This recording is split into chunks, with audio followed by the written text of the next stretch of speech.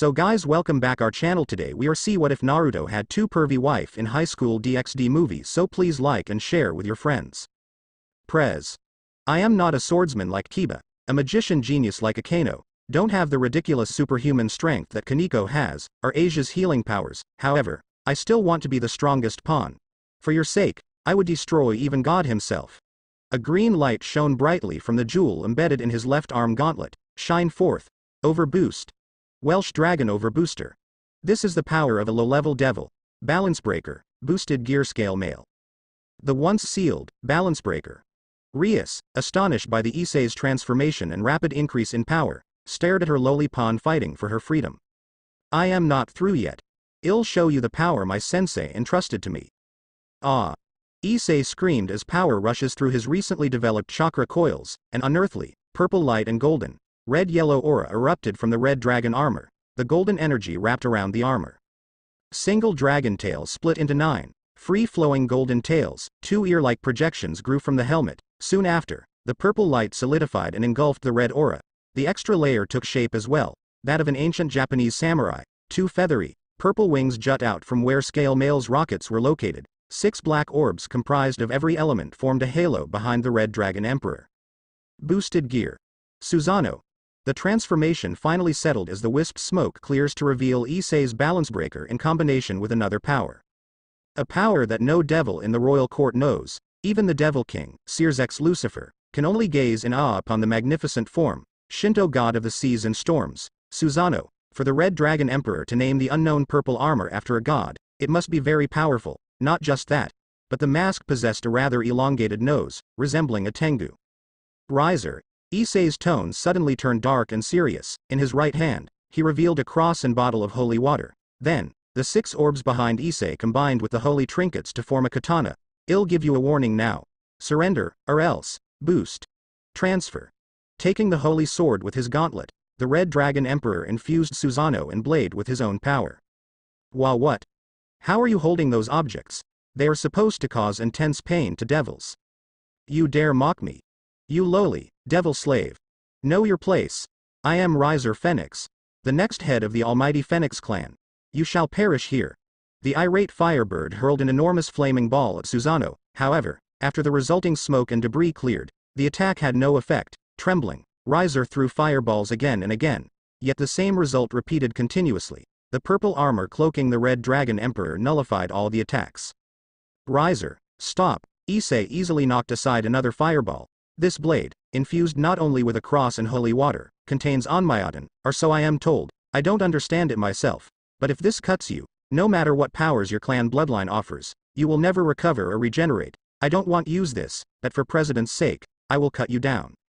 Issei declared as he slowly marched toward the quivering phoenix. The slow march quickly turned into a full-on sprint at speeds which Riser and even higher-level devils could not perceive. Out of nowhere, a thunderous right hook empowered with holy attributes slammed into Riser's face.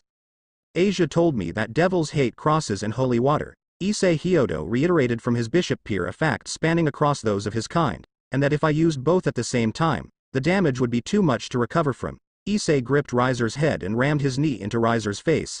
Kiba told me to think like your enemy when fighting. The 9 tails sprouting from the dragon's tail wrapped around Riser's limbs. He forced the phoenix to prostrate, ready to decapitate. Akano told me that magic flows from you through your aura. Concentrate all your energy and just feel the magic waves. Kaneko told me to always aim for the center and never let your guard down. Issei transferred all his power and anger into Onmyoten blade. Wait. Razor coughed up as the instrument of his destruction hung over his head. Do you understand what you're doing? Pure-blooded devils drastically decreased in population after the last war. For the sake of all devils, the marriage is absolute.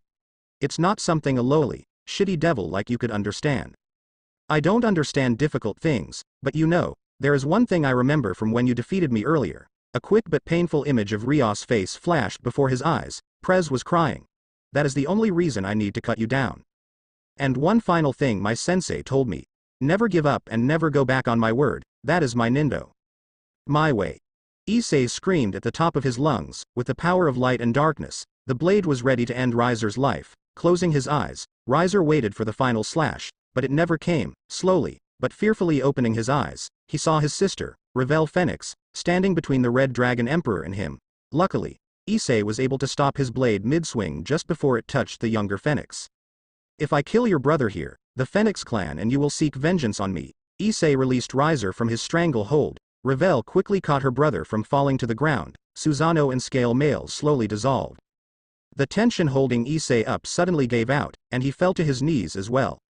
My sensei told me, we are both but men, driven to seek vengeance under the banner of justice. However, if there is justice in vengeance, then justice will breed only more vengeance, thus, continuing the vicious cycle of hatred, dying like trash, never-ending hatred, pain that never heals, that is war. When he told me this, I never understood what he meant, but now, I think I have a small idea, therefore, I shall spare your brother's life. Yet, who are the ones who write history, you little shit? Issei's eyes widened as Riser kicked him, in the gut, with enough force to dent the opposite wall. The ones who write history are the victors. The losers are thrown into the trash, like you. For humiliating me, you'll burn in the Phoenix everlasting hellfire. Riser, neither heeding his sister's pleas nor listening to Sirzek's call to end the match, ready to incinerate Issei, however. Yo. What you think you're doing? I think a person of your stature have more class and honor. A hand gripped the salty Riser's wrist. Riser didn't even sense this person. Where had he come from? Jiraiya sensei. Issei mumbled in relief as his mentor arrives just in time. The hero always arrives at the last second, right, sensei? Blood spewed from Issei's mouth as his injury from Riser's attack kicked in. He slowly lost consciousness. 2 months ago, Issei Hyodo, 17-year-old high school student, brown hair, light brown eyes, and average in every way possible except in one aspect. Lust. His perversion knew no bounds or limits. His 2 friends, Mitsuda and Motohama, and he were known as the perverted trio amongst his peers at Kuo Academy. Because of this, he has yet to find a girlfriend, though he unknowingly passed first base in the past. Just like any other normal, average day, Issei wore the standard academy uniform. But with a red undershirt and blue sneakers, on his usual route back home from school. There seemed to be an unusual presence coming from the massage spa parlor he normally passed by, and periodically peeked at the beautiful females enjoying a sauna. His pervert senses tingling, Issei cut into an alley that led to his group's hidden peephole. However, someone else had the same idea. Said person looked to be into his 50s. Long gray, spiky hair tied into a ponytail, 2 shoulder-length bangs that framed both sides of his face, red lines that ran down from his eyes, and an unusually shaped horned forehead protector. To add to his attire, the man wore a green short shirt and pants, and finally wore a red haori. Wearing such clothing in this modern age and giggling, this man was to be avoided, but at the moment, he's monopolizing Issei's personal peephole, and that cannot slide. Hey, what do you think you're doing? Issei taps on the older man's shoulder, but no response. The man was too entranced at the sight before him. I am right here. Listen, god damn you. The brown-haired teenager kicked him in the back. The resulting impact made a sound which alerted the female spa occupants of a potential peeping Tom. Immediately, they all evacuated the sauna. Damn brat. The gray-haired man picked himself up. He stood at least a head and shoulder height above Issei. What do you think you're doing? I was in the middle of very important research. Research my ass. Issei, pointing his finger accusingly, countered, you're just a creepy old pervert getting off on young ladies. I don't know whether to turn you in or praise you. Who the hell are you? Thanks for asking. The man posed and whipped his long ponytail. Mount, Myobokus Holy Master Sage, also known as Toad Sage, believe it. Also, I am not just a pervert. Then what? Issei felt as if he regretted asking. A super pervert. A lecherous grin spread cheek to cheek as the so-called Toad Sage perverted groped a non-existent pair of breasts. Even Issei's lecherous mind paled in comparison to the perverseness this man excluded from every fiber of his being. However, this man stepped onto his turf. You know, a guy like me committing this act is seen as a prank, but a guy your age will get sent to prison. What's stopping me from contacting the authorities? Issei pulled out his cell phone and threatens to turn him in. What's stopping me from doing this? Jiraiya countered, oi, oi. This is the guy peeping on you earlier. Please come out and punish him in the cruelest way possible. Every alarm went off in Issei's brain. Turning around, he saw the sauna manager, employees, and female customers blocking the exit. But when he turned back, Jiraiya was nowhere to be seen. Slowly, the gang forced Issei's back to the walls, eyes quickly shifting left and right. He found no way out of this situation. Accepting his fate, he closed his eyes, but suddenly, what felt like a gust of wind swept him off his feet. When everything settled down, he found himself sitting on a fountain's edge in the local park where Jiraiya handed him what appeared to be an orange book. Look kid. You and I got on the wrong foot here. Here's my apology. The older man gave him the orange book. Wah. How did you? What's this? Issei's mind went left and right as he incoherently formed his questions. Taking a closer look at the cover, he immediately recognized the title. Isn't this Make-Out Violence? This is the announced sequel to the best-selling adult novel that came out late last month. How did you get this? Wait. The dots began to connect. Jiraiya, are you the Jiraiya, author of Make-Out Paradise? That I am. I am surprised you know of my greatness. The first book is off limits to anyone under 18. But who cares about age restrictions? I can tell you have a taste for great writing and art. Tell you what, I am in need of an assistant. If you keep my identity a secret, I'll make you that assistant. Jiraiya offered to the young man. Stars intensely lit up inside young man's eyes, nodding his head exuberantly. Issei gladly accepted his offer. Good. Let's meet at this location again tomorrow at this time. Remember, tell no one about this arrangement except your parents, the book, or my identity. Got it?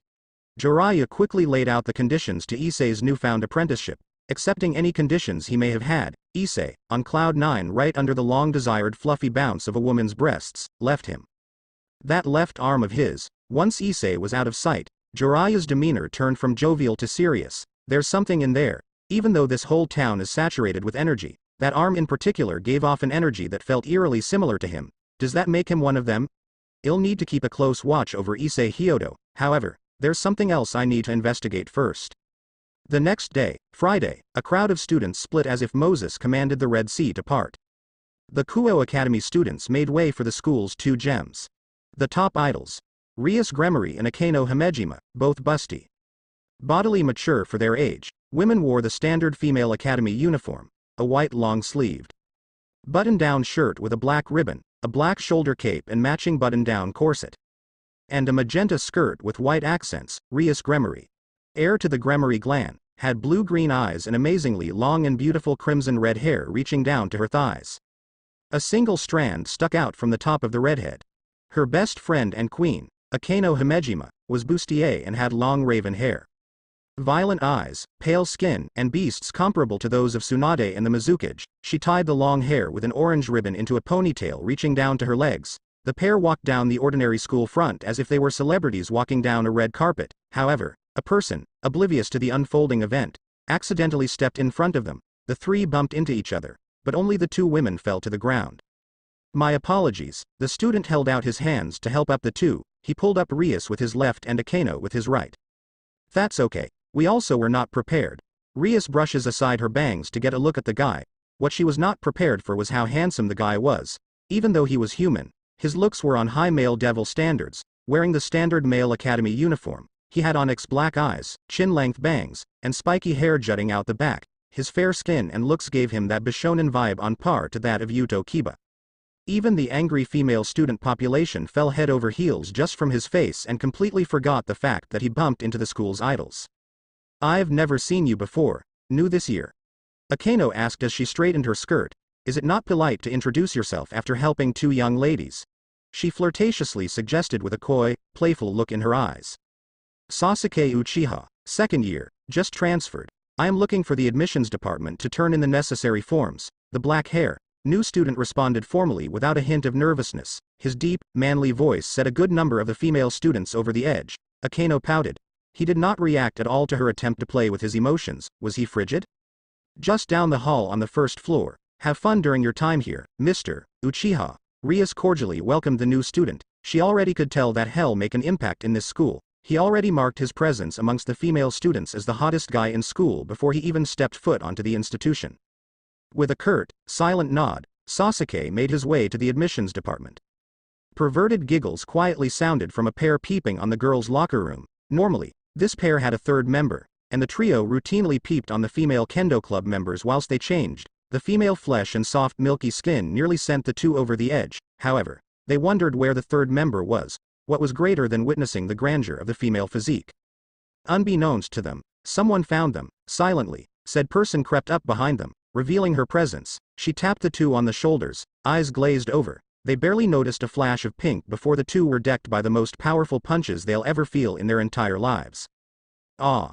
The student body and Issei Hyodo lifted their heads when a loud scream pierced the entire school building. Sighing, Issei knew what most likely happened. His friends, Mitsuda and Motohama, skipped first period, had been discovered, and the Kendo Club girls had their way with them. Again. This time, though, he was not on the receiving end. Instead, he was in homeroom as he giggled perversely at the chapter he just finished reading. Jiraiya was a genius. The writing style, descriptive scenes, and actual plot had him engrossed from the first chapter. Now he can't put the book down. Even in first period, Issei read almost the whole time and kept his giggles to a minimum, but a few strays got out. When that happened, the whole class knew instantly who the source was, but he didn't care, though. The teacher did and nearly confiscated the book. The class was abuzz with energy and anticipation. A new, transfer student apparently was going to make a debut. Okay. Class, I'd like to introduce to you our newest student. Please, introduce yourself. The teacher instructed. The new female student wrote her name on the whiteboard. Hello. I am Sakura Haruno, pleased to make your acquaintance. I hope we get along well this year. The pink hair student bowed courteously. Though the pink hair definitely stood out, what the class noticed was her distinctively large forehead. Recognizing the stares she received, Sakura sighed. Prejudice was everywhere she went. But one boy wasn't looking. Instead, the brown hair guy was head deep into whatever book he was reading. Sakura noticed some female students groaned out of dismay. She deduced that they were waiting for Sasuke, but the administration assigned him to another second-year class. Please take the empty seat. The teacher pointed out the empty seat which was right behind the boy reading the book. Nodding, Sakura took her seat. Throughout the whole homeroom, the boy never acknowledged her presence. Thank you for coming. A bespectacled young, slim woman greeted the redhead she called for personally. Sona Shitori, or Citri, styled her black hair in a short bob cut and had violet eyes. The hairstyle, glasses, and posture conveyed a regal presence around her. Standing next to her was Tsubaki Shinra. Though Tsubaki also wore glasses and had black hair, her semi-rimmed, square spectacle frame and long knee-length hair differentiated her from her king. Together, Sona and Tsubaki were the student council's president and vice president respectively. It's not like you to contact me personally unless something important. What's going on? Rias graciously drank the warm tea Tsubaki placed for her. I believe we have an intruder in our territory. Sona went straight to the point. Normally, something like a stray devil would not cause concern, but I don't think we're dealing with a stray devil or fallen angel. Sona pulled out 2 student files and placed them in front of Rias. The redhead looked at who the fields belonged to. Sasuke Uchiha and Sakura Haruno. This new guy. Sasuke Uchiha. Akeno and I accidentally bumped into him this morning. I also agree with your suspicions. Rias set her finished tea which Tsubaki immediately removed. If he were a normal human, I would have felt his presence, but I felt nothing. There was nothing around him, as if he were air. He must be skilled to completely cover his presence like this. You also suspect this girl, Sakura Haruno? Yes. According to their files, the two came from the same hometown and school before transferring to Kuo Academy. However, this is the disturbing part. Tsubaki and I do not recall ever processing these two. Sona relayed this bit of information that had Rias curious. Sona was normally on top of everything, and if she were not, Tsubaki would pick up the slack, even though your elder brother is the academy's administrator. The student council coordinates with admissions and registration to determine who are accepted into this school, including transfers. Procedures are processed at minimum in a week. Admissions and registration accepted these two immediately without discussing anything with me. When I asked them what had happened, the admissions staff could not remember. I don't remember ever writing my signature on these forms either. It's almost as if admissions and the student council were under an illusion. Rias finished her childhood friend's thought. She narrowed her eyes. Sasuke Uchiha and Sakura Haruno were able to slip underneath both their noses. These two duped the heirs to the Gremory and Citri clan. What is their purpose? That, I do not know. Neither do I have the evidence to convict them of trespassing. Sona groans. Does my brother or your sister know? I don't think so. These two were admitted so fast that probably the news has yet reached the underworld. If anything, Uchiha and Haruno don't seem to be the main culprit, but just lackeys, and the mastermind, if there is one, is not aware of our statuses as devils. Maybe this is a simple recon. Sona's keen mind immediately bypasses improbable scenarios and picks the best fit. However, we never can be too cautious. Rias, may your peerage and you keep watch over these two? The student council will look further into their agenda. Sounds like a plan. Rias was about to take her leave before another topic came up in her head. There's someone else I suspect. My rook, Kaneko, while she tailed the student Issei Hyodo, suspected to possess a sacred gear, saw Issei interacting with an elderly individual. However, much like Uchiha and Haruno, This man also removed his presence entirely. That is an issue, but we know information regarding this person, for now, Sona concluded. Well, continue with our plan, you may take your leave. See ya soon. Rias waves goodbye. Issei Hyodo ran as fast as possible to reach the designated location where he was supposed to be his new mentor. Luckily, he noticed the time and left school instead of sticking around with Mitsuda and Motohama.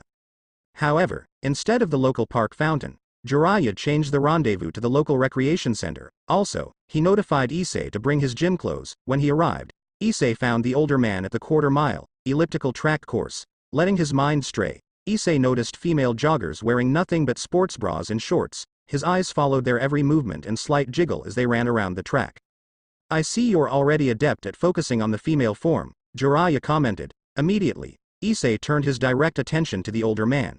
He didn't even notice Jiraiya sneaking up behind him. Wasn't he all the way over there a second ago? Laughing off the abrupt change in mood, Jiraiya patted him on the shoulder. Don't worry. We'll get to those sorts of things later. First we need to train. Jiraiya pointed at the running track in front of them. Mr. Jiraiya, may I ask why? Issei hesitantly questioned his mentor's methodology. What's the point to this? Aren't they writing books? The job world requires long hours of weary and time-consuming work. If you're going to work alongside me, we have to prepare you for sleepless nights to make deadlines and such. Now, that may not apply to the position I offered you, but you may not always be my assistant. One day, sooner rather than later, you'll be on the job market and work some underpaid job extending way past the 9-to-5 workday. Issei, do you know what the word shinobi stands for? Jiraiya, after ranting his long spew of the adult world from which Issei is only 1 year from, asked him a peculiar question. No. Issei rubbed the back of his head in slight embarrassment. Shinobi has the same kanji as endure, Jiraiya answered. Shinobi are those who endure, no matter what obstacles may lay ahead of them. Tell me, what's your dream?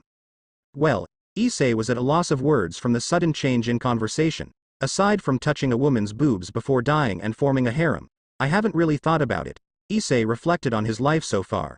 Growing up in a single-child household with a working father and stay-at-home mother, he hadn't had true hardship in his life so far. Where I come from, Jiraiya started, but Issei noticed a faraway look in his eyes. A person, far wiser and smarter than I, told my friend, shinobi are people who endure to achieve their goals, but depending on what they choose as their goal, they change. So Issei, what does all that mean to you? Your goal, at minimum, is to one day have a girlfriend. Judging from your response earlier, that's a nice goal for the short term, or long term depending on how your future relationship goes. However, I wonder how you'll change when you finally land a special one. Issei finally found a moment to interrupt Jiraiya's rant. Did you say your friend was a shinobi? Where the hell did you come from? Do ninjas still exist? That is a story for another time. I'll tell you one day, but for now, Jiraiya pulled out another book from his pocket. It's time to train. If you do well today, I may just let you have a peek at the rough draft of the third book in the Make-Out series. The author dangled the prized item in front of the star-eyed teenager. No way, there's a third book. Issei, spellbound by the book tantalizingly hanging before him, immediately started warming up for whatever trials Jiraiya may put him through. That's the spirit. Jiraiya chuckled at his assistant's sudden enthusiasm. However, how about you bring over your friend? Jiraiya pointed towards the dark, open entrance. Issei, unaware of the other person, looked at that direction as well. From the shadows came a petite, young Kuo Academy student sporting the standard female attire. The adolescent had hazel eyes and white hair with 2 long bangs growing past her shoulders and several loose bangs hanging over her forehead, while the back had a short bob cut. Issei knew who this person. Kaneko Teju, aside from Rias and Akeno, the top Kuo Academy idols, Kaneko is quite popular amongst certain groups of guys, and amongst girls, she's treated as a mascot for her childishly cute face and small body, though beyond the cute factor, she's rather emotionless beneath. Well, introduce me to your cute friend here. Jiraiya patted Issei on the shoulder. This prompted Issei to stand upright and gentlemanly mediate between the two. Jiraiya-sensei, this is Kaneko Teju, she's a first-year student at the school I go to, Issei answered. Said student bowed courteously before the older man. Nice to meet you. Jiraiya extended his right hand. The little girl gripped the much larger hand compared to her petite one. Instantly, Jiraiya felt strength that exceeded what he expected from her small frame. Slightly narrowing her eyes, Kaneko noticed that this man was not reacting to the amount of force she's exerting. Likewise, Mr. Jiraiya, Kaneko responded with her small voice. How about it? Want to run with us? Jiraiya offered the petite woman. This boy here could use a bit of encouragement, if you know what I mean. Pervert. Kaneko flat out called the older man. To this, Jiraiya laughed aloud. Oh. I am not just any pervert. A lecherous grin spread across his face. I am a super pervert. Jiraiya's hands wiggled suggestively as if they were groping a non-existent woman. I am leaving. Kaneko immediately hightailed out and away from potential stranger danger. Damn you. Jiraiya-sensei. Issei punched him in the arm. Why did you have to do that? The Kaneko Taju was right here next to me. Why did you scare her away with your perverted tendencies? Lighten up, kid. It's not like you were going to score with her anyhow. If I was not here, Kaneko would have fled from you upon first sight. Jiraiya crossed his arms in a half-hearted attempt to dismiss the event. However, she seemed to be following Issei, and not for relationship purposes. Does she also sense the unusual power coming from Issei? Why is she interested in his potential abilities? Is she working on her own, or for someone else? Hopefully Sasuke and Sakura can find out since they are at school with her. Jiraiya silently examined the situation in his head and not alarm the adolescent assistant. Damn, Issei. No, Jiraiya was most likely correct, sighed. Well, are we starting or what? I want to know what happens after make-out violence. Ho. You finished the second book in less than a day. With that diligence, you should be at the top of your class. Jiraiya's ego went further up past the atmosphere and into space. Well, about that. Issei sheepishly rubbed the back of his head. His grades are far from the top. He only passed the entrance exam to get into Kuo Academy because of the number of girls at the school. Other than that, he's average academically. Anyhow, let's begin. The old school building, listed as one of the 7 wonders of school at Kuo Academy, stood silently amongst the trees shadowing the wooden walls. In a room located inside, president of the Occult Research Club, Rias Gremory, and her queen, Akeno Himejima, prepared to listen to Kaneko's report on Issei and any progress on his sacred gear. According to her rook, Issei was training with the enigmatic man, named Jiraiya, for some unknown reason. Was this Jiraiya part of another faction? Was he a devil or fallen angel seeking Issei's sacred gear? From Kaneko, Jiraiya, at minimum, possessed strength superior to that of a normal human. However, like before, Kaneko felt nothing from Jiraiya that indicated he belonged to any known race or faction. This is unsettling. Rias leaned back into her chair. We still have no clues to their objectives. The only thing we know is that they are interested in Issei's sacred gear, as we are. My, oh my. What should we do about them? Akeno smiled sweetly, and yet behind those loving eyes held an extraordinary amount of lust, and not in a sexual connotation. Lightning slowly crackled from her fingertips. We can't take action in that manner since we have no evidence. Sona said that she's looking further into the matter. Even though it's only been less than 24 hours. Sona normally would have something more substantial. So far, we know nothing about Sasuke Uchiha and Sakura Haruno aside from their previous hometown, school, and family background. Even then, she and I are suspecting forgery amongst these documents. Jiraiya, surprisingly lacks a surname, is the author of the highly awarded Make-Out Paradise, an adult novel. Rias read off a report Sona sent to her in the morning. Aside from Jiraiya's background in writing, nothing else of use was discovered. Birds of a feather flock together, Kaneko blandly commented before sipping her tea. Obviously, she referred to Jiraiya's and Issei's perverted tendencies. We can tell these three are not human, but what race or faction do they belong to? Kaneko, you're sure you didn't feel anything when you physically shook this mon's hand? Rias asked her rook once more. To that question, Kaneko slightly stiffened.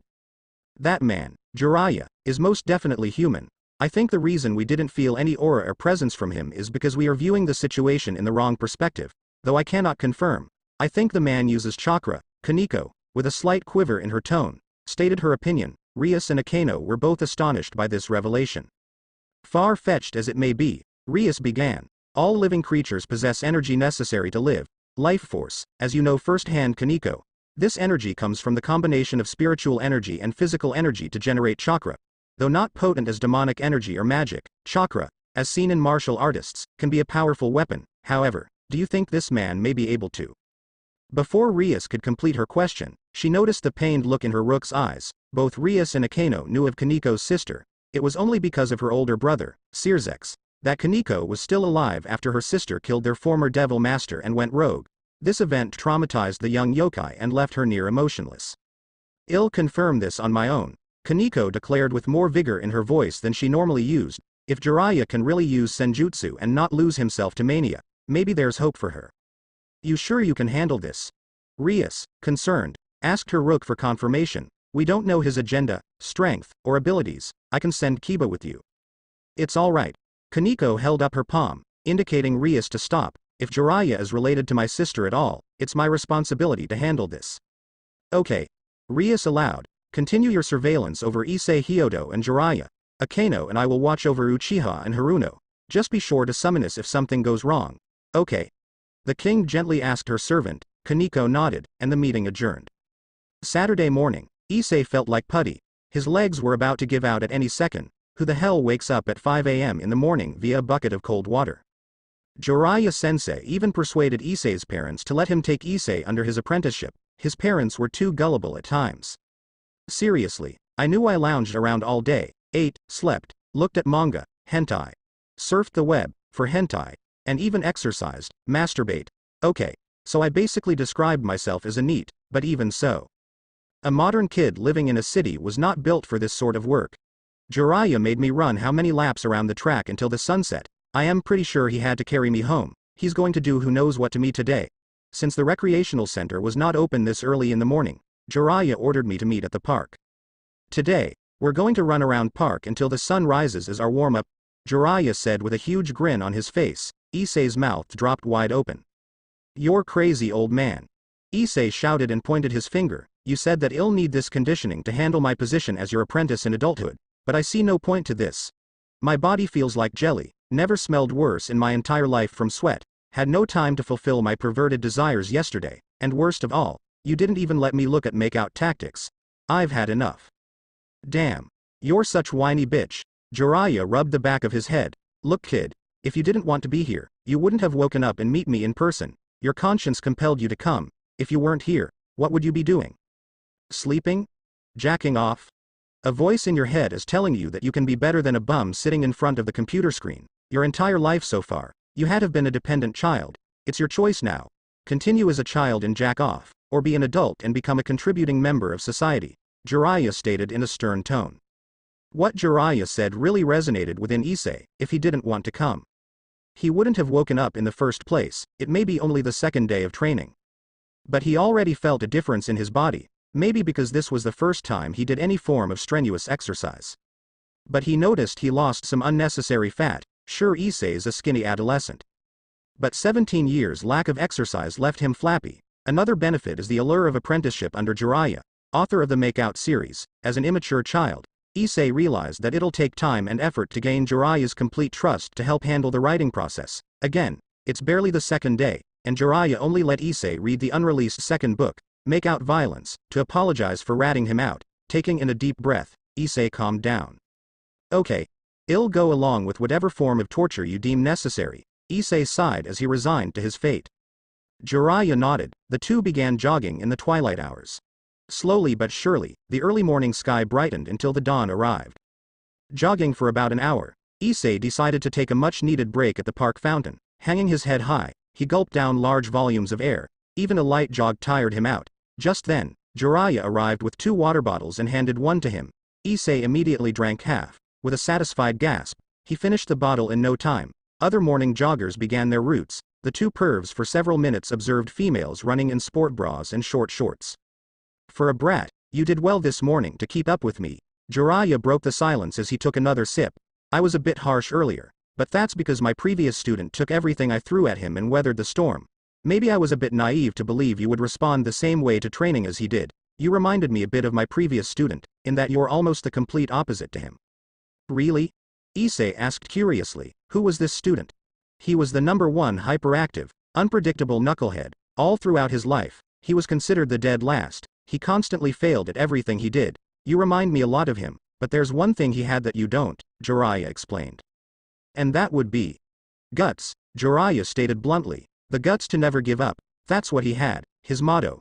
I'll never give up and never go back on my word. No matter what obstacle laid before him, he ran up the mountain and climbed to the top every time. Not once I saw him cry. He probably had no more tears to cry when I first met him.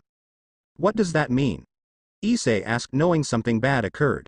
That is a story for another time, but my message is this. Never give up, never go back on your word. If you make a promise, find a way to keep it. Stand up no matter what may lie ahead of you. One day, you'll reach your dream. Find a woman willing to let you grope her, gather a harem. Well, that's enough for now. Go back home and eat breakfast, take a shower, and meet me at the recreational center, Jiraiya commanded. Yes sir. Issei nodded and headed home. Unbeknownst to him, there was someone else spying on them. Now then, are you done stalking your prey, little kitty? Jiraiya called out once Issei was out of sight. From behind a tree, Kaneko revealed herself. As suspected, you are more than a normal human. Kaneko confirmed her suspicion. No human could have detected her presence and locate her a second time. I can say the same to you. So, what faction do you belong to? Jiraiya questioned. The atmosphere around him quickly intensified. Even Kaneko felt the weight upon her shoulders. I have come for diplomacy on behalf of the House of Gremory, Kaneko, hoping her stunt would pay off, responded. House of Gremory? Jiraiya questioned. They are not affiliated with the Chaos Brigade as far as I know. The House of Gremory and Citri are the governing bodies in this area. I guess the heiresses saw through my charade to a degree. I am also guessing they suspect Sasuke and Sakura, the two, Rias and Sona, and are stronger than I first assessed. Jiraiya mentally analyzed the situation before him. Now, he can either come forward, or work around the current situation. What does the House of Gremory want with me? What are your current objectives? What are your plans regarding Issei Hyodo? What is your relation with Sasuke Uchiha and Sakura Haruno? Kaneko emotionlessly interrogated the older man. Can't answer. He's a pervert just like me, and I don't know is Sasuke Uchiha or Sakura Haruno. Jiraiya answered in order respective to her question, but really didn't answer anything and outright lied. Fine. Kaneko realized she wasn't going to get a straight answer from this man. How are you able to use chakra? Can you utilize senjutsu? To her questions, Jiraiya raised an eyebrow. Unlike her previous questions, there was a small quiver in her voice. There was some bad blood with senjutsu in her past. Mastering the sage arts, Jiraiya knew the dangers of undergoing sage training. Perhaps a relative of hers failed at the sage arts and suffered the consequences. Yes. I am the Toad Sage of Mount Myoboku. Jiraiya, surprising Kaneko, answered directly. I am a master of the sage arts, and fully utilize chakra and senjutsu. Then, Kaneko whimpered. How do you not fall to the madness of the world? Senjutsu users absorb the natural energy of your surroundings, but also take in the world's malice. The madness drives users to insanity. Her eyes and voice expressed great pain underneath her emotionless mask. Hold out your fist. Jiraiya extended his right fist. Cautiously, the adolescent connected hers. Closing his eyes, Jiraiya took in a deep breath, and after a few moments, he released the link with her. I understand. Meet me tomorrow morning. I'll help you understand senjutsu and reconcile your past. Wah. Kaneko, extremely confused, was at a loss for words for a bit. Okay, but it'll be at a location I choose. The old school building at Kuo Academy. The school Issei and you go to? Is it open on the weekends? Never mind. I am sure you have your reasons. Want your allies to keep an eye on an old man like me. Pretty smart for a youngster. So I'll play your game. See ya tomorrow. I have to finish dealing with Issei later today. With that, Jiraiya took his leave. A bewildered Kaneko silently watched him disappear in a whirlwind of leaves. Hours later, after putting Issei through the gauntlet, Jiraiya let him return home to rest, because he's meeting with Kaneko. Jiraiya cancelled his rendezvous with Issei on Sunday. Late Saturday night, Jiraiya sat alone at a rundown ramen shop, waiting for his order. He mused about the situation that young Kaneko went through. The hardships because her own flesh and blood cursed her with were difficult for any child to endure. Remedying such a case will be difficult. After 10 minutes passed, the waitress served his meal. Before he could dig in, another presence made itself known. Geez. Just when I was about to enjoy my first bowl of ramen, couldn't you have come by after I finished eating? Jiraiya groaned. Still enjoy ramen? Should I even ask the question? Said person took the seat across from him. In this empty shop, they were the only customers. So, still tailing me, Office? Jiraiya eyed the little gothic Lolita sitting across from him. I am surprised you wear such a disguise. Why not show your true self, Naruto Uzumaki? At an undisclosed location, the direct descendant of the original Lucifer, Rizavam Levon Lucifer, sat bored at the world. He, one of the 3 super devils, had lost sight of himself and lived a rather unfulfilled life. A devil, with such a long lifespan, can oftentimes lose their sense of purpose. However, a recent revelation came upon him. Euclid Lucifuge, the long-lost younger brother of Graphia Lucifuge, recently came into contact with a most interesting individual. Said individual was to arrive soon. So, you're an original Lucifer. A voice spoke from out of nowhere. Even Rizavam was startled. Something got the jump on him, and he didn't even feel a presence. Interesting. This is very interesting. A wicked smile spread across his face. To think I, Rizavum Lucifer, would not detect your presence. You're no devil, fallen angel, or any race I am familiar with. What are you? I am just a lonely messenger carrying out my master's will. A shadowy, dark figure slithered out of the shadows from within Lucifer's chambers. This shadow had a humanoid body, but only half a head and one red eye. This red eye immediately grabbed Rizavum's attention. What kind of eye had concentric circles radiating from the pupil and magatama? How about I tell you about a world outside the realm of the gods? At the Grigori Research Institute, fallen angel scientists scrambled due to an unexpected development. Alarm sirens rang off everywhere. Large energy readings in the dimensional gap overloaded all sensors and threw everyone into frenzy. Finally, Shemazai, Vice Governor General of the Fallen Angels, stabilized visual connection with the dimensional gap, and what they saw was beyond anyone's imaginations. Great Red, the legendary and most powerful of all dragons, was thrown around like a rag doll. Once other instruments came back online, better visual resolution confirmed other readings in the dimensional gap.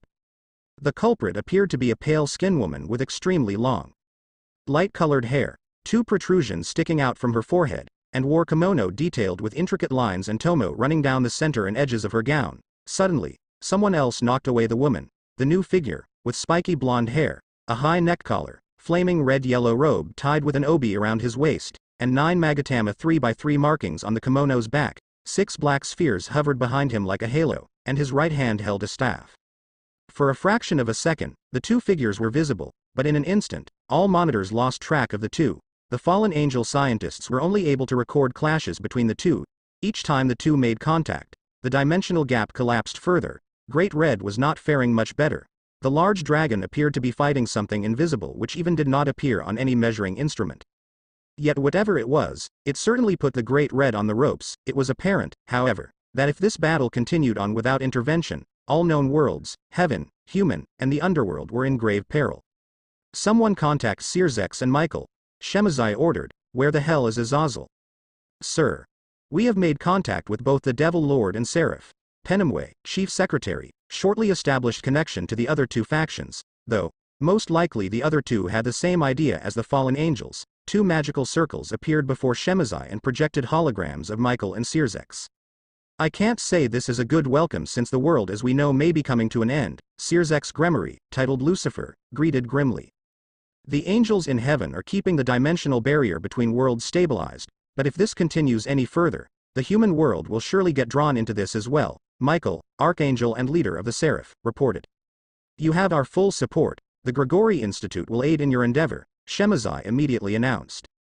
We, devils, will assist as well, Sirzex chimed in. To think such an event was necessary to join the 3 great powers together, even temporarily. The last time this happened was when the 2 heavenly dragons clashed, though, this event is far beyond that fight. Without God or the former 4 Satan Lords, I don't think sending the armies of all 3 great powers will make a difference, Michael solemnly concluded. All we can do is hope that we can contain the fallout, whatever that may be. Suddenly, a major event turned the tide of the battle. As all 3 leaders witnessed, Great Red shrunk down and enveloped one of the figures in red armor. The dragon transformed into armor and combined with the fiery, blonde entity. As seen in the past, sacred gears made from dragons had scale-male balance breakers. Whatever the reason for such a combination may be, it certainly turned the battle against the female entity. The now armored, dragon warrior, with a single stroke of his staff, launched a powerful wave radiating from him. The invisible entities dispersed from that single stroke of his staff. Even the woman was shocked at his power. The armored warrior formed an unusual symbol with his hands. Out of nowhere, an entire army of dragon warriors exploded into existence. This seemingly simple act instilled great dread into the 3 leaders. If one unknown individual can easily become an army comparable to the full strength of any of the 3 powers, the very balance of their entire world could shift. Yet, they were unable to stop him if the situation were to arise. Acting as one, the army charged straight at their single opponent. In response, she spun clockwise at incalculable speeds which knocked a large number away. While spinning, she released innumerable spears which appeared to be made of bone precisely at her targets. A large smoke cloud ensued as many fell to the attack. However, using the smoke as cover, the remaining ones threw black spears right at the epicenter. Once again, she was forced to spin, but instead of bone, she unleashed wave after wave of refined wind that sliced through the army. As the conflict dragged on, The further the dimensional barrier fell, various colors spewed from each collision as if a supernova just exploded. The ground and rocks broke apart and floated within the vast nothingness. The barrier separating heaven and hell fragmented and hovered in space as the two continued their extraordinary clash. Angels, fallen angels, and devils clamored to maintain any sort of stability under the given circumstances. In what appeared to be another strategy, the remains of the army spewed pink liquid right at the spinning sphere. Although the air blades sliced through the liquid, they did not change its chemical composition. Slowly the liquid coagulated into a sticky substance and swirled with the sphere. Surely, the liquid suppressed her movement and paralyzed her. However, the liquid quickly was sucked into her as if via absorption. Holding up her right hand, an unseen force radiated outwards and knocked out the rest of the army. From the smoke came an enormous lava ball. Instead of absorbing it, she evaded the incoming ball of molten rock. It collided with the dimensional barrier and broke through. The underworld's sky lit up in brilliant flames. Sirzek's connection with the fallen angels shortly cut off before re-establishing the link. Instantaneous movement allowed the female to dodge that city-wide fireball, but led right into another trap. Meeting her were two more armored warriors. The lava ball was a distraction to replenish that army. In response, the female threw up both palms, one facing each of the two. The same unseen force as before blew everyone away. Reading their graphs and instruments, the fallen angels at the Grigori Institute discovered that the culprit was gravity. She had control over gravity itself. No known sacred gear possessed such ability. The trap was a cover for an even more elaborate trap. When the army burst, instead of smoke, the armored soldiers erupted in orange-yellow glitter. The sparkles illuminated intensely and blinded not only the spectators, but the opposing female as well. After the light show faded, the visible portion of the dimensional gap was clouded with some type of gas. According to the instruments, the fallen angel scientists concluded it was water vapor, steam. However, this steam was not ordinary. It fried all sensors. It was to hinder the enemy's sensing abilities and restrict her movements. Whoever this warrior was, his cunning mind came up with so many varying strategies to throw the opponent off guard. If he were to battle against any of the great mythological powers with his strength and techniques. Soon, the female dispersed the steam with her gravity technique. However, once the vapors went away, small animal-shaped, fiery blue creatures pounced on her, each clawed, scratched, nipped, bit, and slashed at her body, though the attacks seemed to be in vain due to her impressive regeneration. Strange letters and markings appeared all over her body. Quickly, the markings spread all over. If anything, the symbols looked very similar to Oriental characters, but different at the same time. The effect was instantaneous. She was restricted. The Grigori Institute deduced it was a seal, similar to magical seals magicians used. Unlike demonic energy and techniques, magic was formulaic and full of equations. Sensors suddenly went off and even overloaded. Something was building massive energy. Looking through visuals, they noticed the armored warrior had two balls of energy in his hand. The left hand entirely covered with purple lightning, and the right holding a tan sphere with unusual black markings. In an instant, he was upon the female and smashed the two objects into her. Screaming from what appeared to be excruciating pain, she was engulfed by the black markings until they enveloped her entire body. The man crushed her sealed body into a tiny sphere. With a clap of his hands and charging stance, he yelled at the top of his lungs. Large chunks of debris, rocks, and fragments from the barrier broke off and congregated around the sphere. Slowly, they coalesced into an ever-growing spherical rock. The fallen angels, devils, and angels stood in awe as the rock grew to monstrous proportions, as if a small planet was to be born. However, the growing mass cracked. 10 arm-like appendages broke out of the rocky prison. And soon after, a weird, deformed head emerged. Its deafening roar shattered decibel meters at the Grigori Institute. The cyclops-like humanoid creature of titanic proportions freed itself from the seals and cage. In size comparison, it made even Great Red seem tiny, large, spiky protrusions jutting out from its head, one mouth, ear, and a single, red eye with concentric rings radiating from the pupil and tomo. The monstrosity lunged at the much smaller armored warrior. Instead of evading the enormous creature, he charged head-on and punched the monster's face. The force actually flipped it onto its back, and the resulting impact further broke the dimensional barrier. Even the spectators felt the landing. Its 10 arm-like appendages morphed into dragon-shaped heads, and each one started charging enormous black spheres. All 10 locked onto their target. The armored one used the 6 spheres hovering behind him to form an enormous shield. 10 immense black beams collided with the shield and exploded upon impact. Readings indicated the blast had enough force to take out a chunk of Eurasia. Suddenly, out of the smoke, Great Red, no longer in armor form, attacked the 12-armed creature. An all-out monster brawl ensured where the two traded enormous energy blasts and melee attacks. Any stray shots broke through the barrier and blasted heaven and hell. Michael, Searzex, and Shemazai felt their world under siege from these attacks. Though Great Red was much smaller, its speed allowed it race around the monster's torso and incinerate the one-eyed creature's hide. In response, the one-eyed monstrosity shed any brunt skin and immediately regenerated the missing flesh. Then, numerous hands erupting from the monster's skin constricted Great Red's limbs, body, wings, and mouth. Unable to move or launch an attack, the red dragon was a sitting duck as the 12-armed monster charged a large black sphere aimed straight at him. 10 unarmored blonde warriors cut through the limbs and knocked the grotesque creature off its feet. The blonde warrior landed on Great Red's head. A bright yellow light enveloped Great Red. One scaly dragon tail split into 9 free-flowing yellow tails. The light covered the dragon's entire body, but then a purple, ethereal light erupted from the yellow and formed another layer on top. This purple substance took shape, and this time, the dragon was wearing a Japanese samurai stylized armor. The newly formed armor added 3 pairs of arms onto the armless dragon and additional masks adorning each cheek. In one of its left hands held a giant black, double helix sword, and in a right hand held an enormous shield, regenerating its limbs. The other creature stood up and stared down with its singular red eye at the newly armored dragon. Simultaneously roaring at one another, the two charged head-on. 5 hands morphed into dragon heads again and fired every element. Fire, water, wind, earth, and lightning, in concentrated beams. Great Red protected itself with the new shield and tackled the 12-armed creature to the ground. With a powerful gravitational repulsion, the 10-tailed monster blew away the dragon. Regaining its footing, the dragon fired an enormous fireball, one larger than the lava ball earlier. The 10 appendages wrapped around and shielded the main body from the brunt of the attack. While the battle ensued, the 3 great powers watched on as an event of biblical proportions, equal to that described in the Book of Revelations, played out. The barrier was not lasting well, and if the fighting lasted any longer, the human world would surely get drawn into it. Each power was using all their resources just to hold up the barrier. Building upon momentum, armored Great Red rushed in once more. Inside those 9 tails, spiraling spheres formed that lead the charge. The spheres made contact and cracked a small opening in the 12-armed creature's defense. Piercing through the armed defense, Great Red rammed the double helix sword straight through its chest and emerged out the other end. The 9 tails seemed to connect to the creature's innards and began pulled. The blonde one leapt off Great Red and landed on the other beast, holding a ball of yellow energy in his right and a purple ball in his left. He slammed the 2 into the 12-armed monster's head. Suddenly, the creature underwent a dramatic change. It shrunk drastically, shriveled until it was like a skeleton, and the gigantic red eye closed.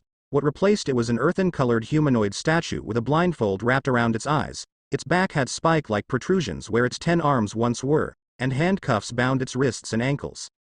Clapping his hands once more, the blonde one attempted to seal off the creature again. The fallen debris, rock, and barrier fragments quickly congealed together and formed an even larger ball to imprison the humanoid statue. Black markings ran across the entire sphere and completed the seal. Just as how suddenly the fight began, it came to an abrupt end. A giant, perfectly spherical rock hung menacingly in the collapsing dimensional gap, wobbling. The victor passed out immediately. Great Red, with its head, caught the unconscious individual as the warrior's power faded away.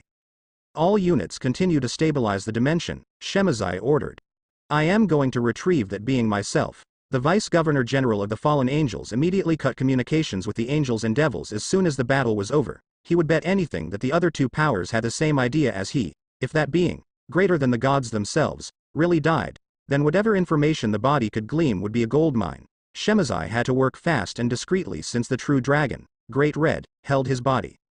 The Vice-Governor-General opened a gate to the dimensional gap. He'll have to be quick because even he will succumb to the nothingness inside the gap. Once inside, he traced angel and devil signals. His intuition was correct, so he had to hasten his mission. Where was the Governor-General of the Fallen Angels when you needed him? However, by the time, Gabriel and Graphia, the representatives angels and devils respectively, and he arrived, another figure intervened. She was a small human child wearing gothic Lolita-style attire, simply covering her chest with 2 X-shaped black markings over her nipples. Long black hair reaching down to her hips and gray irises. Skin pale as the moon, cold gray eyes. The little girl levitated the unconscious Mons body. Great Red allowing the little girl to come close and retrieve the body surprised all 3 powers. The initial plan for each of the great powers was to observe Great Red's actions and see if any one of them could retrieve the body for their own side to study. The appearance of this child completely changed everything. Just as quickly as she appeared, she disappeared with the body. 3 months later, the older, gray-haired man sat across the table from a little girl wearing gothic Lolita clothing. Great, just as oblivious as usual, she blew his cover. Luckily, the store owner was the only other occupant in this rundown ramen shop and not paying them any attention. Instead, he was preparing to close up shop. Food slowly growing cold, he decided to continue the conversation. So, still tailing me, office? Naruto, under the guise of Jiraiya, groaned a bit. He really wanted to eat. I'm surprised you wear such a disguise. You, show your true self. Naruto Uzumaki.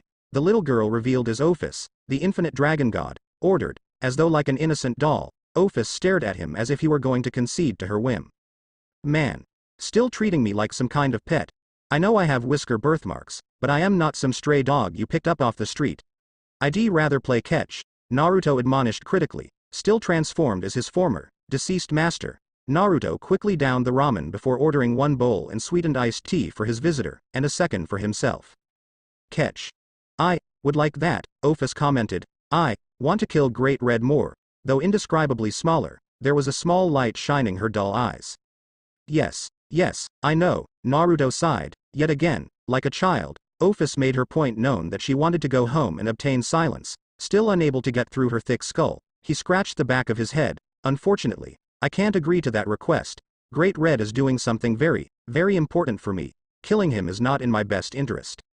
You and we can defeat Great Red, Ophis continued on nonchalantly. At least she was consistent. Naruto had not seen the infinite dragon god's true form or power, but from what had heard, this little girl could give the Sage of Six Paths, Hagamoro Otsutsuki, a run for his money. The new orders arrived in a timely fashion. This is the first ramen restaurant since Naruto had been in Japan. 2 days ago, Thursday, Naruto just arrived in Japan. And his time with Issei deprived him of ramen to fulfill his addiction. He will binge on ramen until his stomach could no longer hold any more. Tomorrow, this store will be devoid of ramen. Ophis, whose ramen and sweetened iced tea were set before her, silently ate her meal. Even though she could be rudely truthful at times, at least she had table manners. After finishing the salty noodle soup, Ophis quietly drank her sweetened iced tea through a straw. Naruto remembered that she really liked sweets. Look, it's getting late, and I want some shut-eye. I don't think you'll go back to them anytime soon. I'll let you stay for a bit. Naruto motioned Ophis to follow him. If she hadn't shown up, he would have eaten this shop clean of ramen, but as the responsible adult, he had to make sure this kid got a good night's rest. Walking through the park side by side, Naruto and Ophis silently headed to wherever Naruto stayed in Japan. Under the moonlight, the trees cast an eerie shadow on the concrete path. Looking at the little girl next to him, Naruto wondered what was he going to do with the dragon god. He left her with his first assistant the last time and hoped that she would have hidden herself forever. But apparently her drive to oust Great Red led her here. For now, he was tired and wanted rest. They arrived at an old apartment complex in the inner city. The close proximity of neighboring buildings reminded Naruto of home. Going up the stairs, Naruto led Ophis to his apartment. Much like his old one, it had a terrace from which he could look out and see the city. Inside, the studio was more Western than Japanese. A single bed, small kitchen, bathroom, closet. Naruto had yet to furnish the room with other commodities such as cupboards full of instant cup of noodles. I am going to take a bath. You can hang around and do what you want. Naruto stretched before going into the bathroom. Ophis, not wearing footwear, walked in barefoot. She looked at the rather empty room. The only place to sit was the bed. So she took a seat. It was no different than her room. Blank walls and a single stool upon she sat, back with the Chaos Brigade. With their promise of Great Red's death, she granted brigade members wishes with her snakes and sat alone in the room until that fateful day. October 10th, she found an entity which had the capacity to defeat Great Red. Taking her chances, she went into the dimensional gap to retrieve the person. Great Red did not seem to care all that much. While she reminisced, the blonde had removed the transformation and came out of the bathroom with regular clothing. Instead of the usual jumpsuit, Naruto wore an orange, sleeveless plain jersey, black short-sleeved undershirt, orange sweats, and slippers.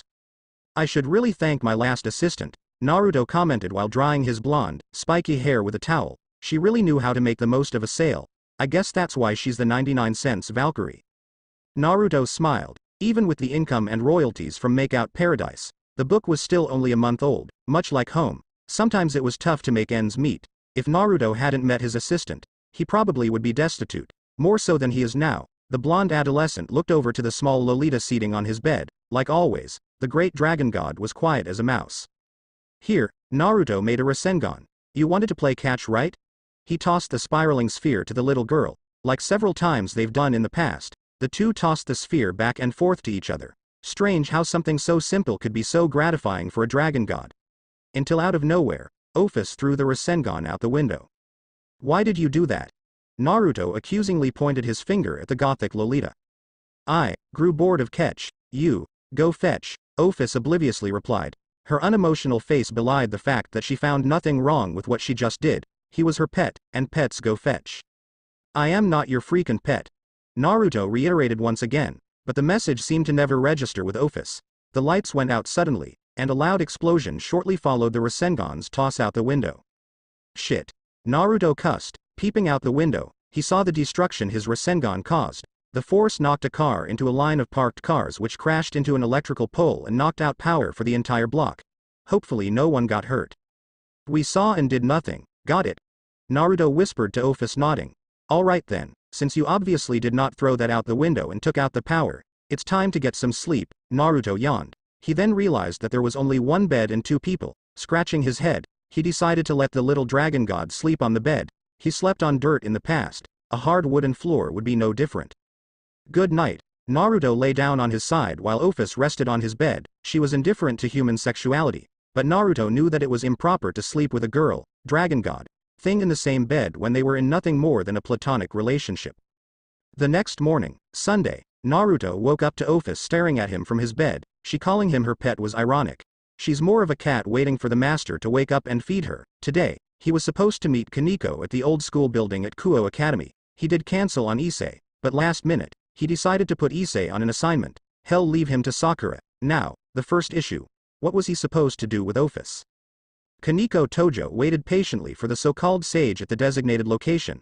Much like Naruto deduced yesterday, she chose this location because Rias and her fellow peerage members were close at hand. She did not know much of Jiraiya, but she must take a chance, for her sister and her sake.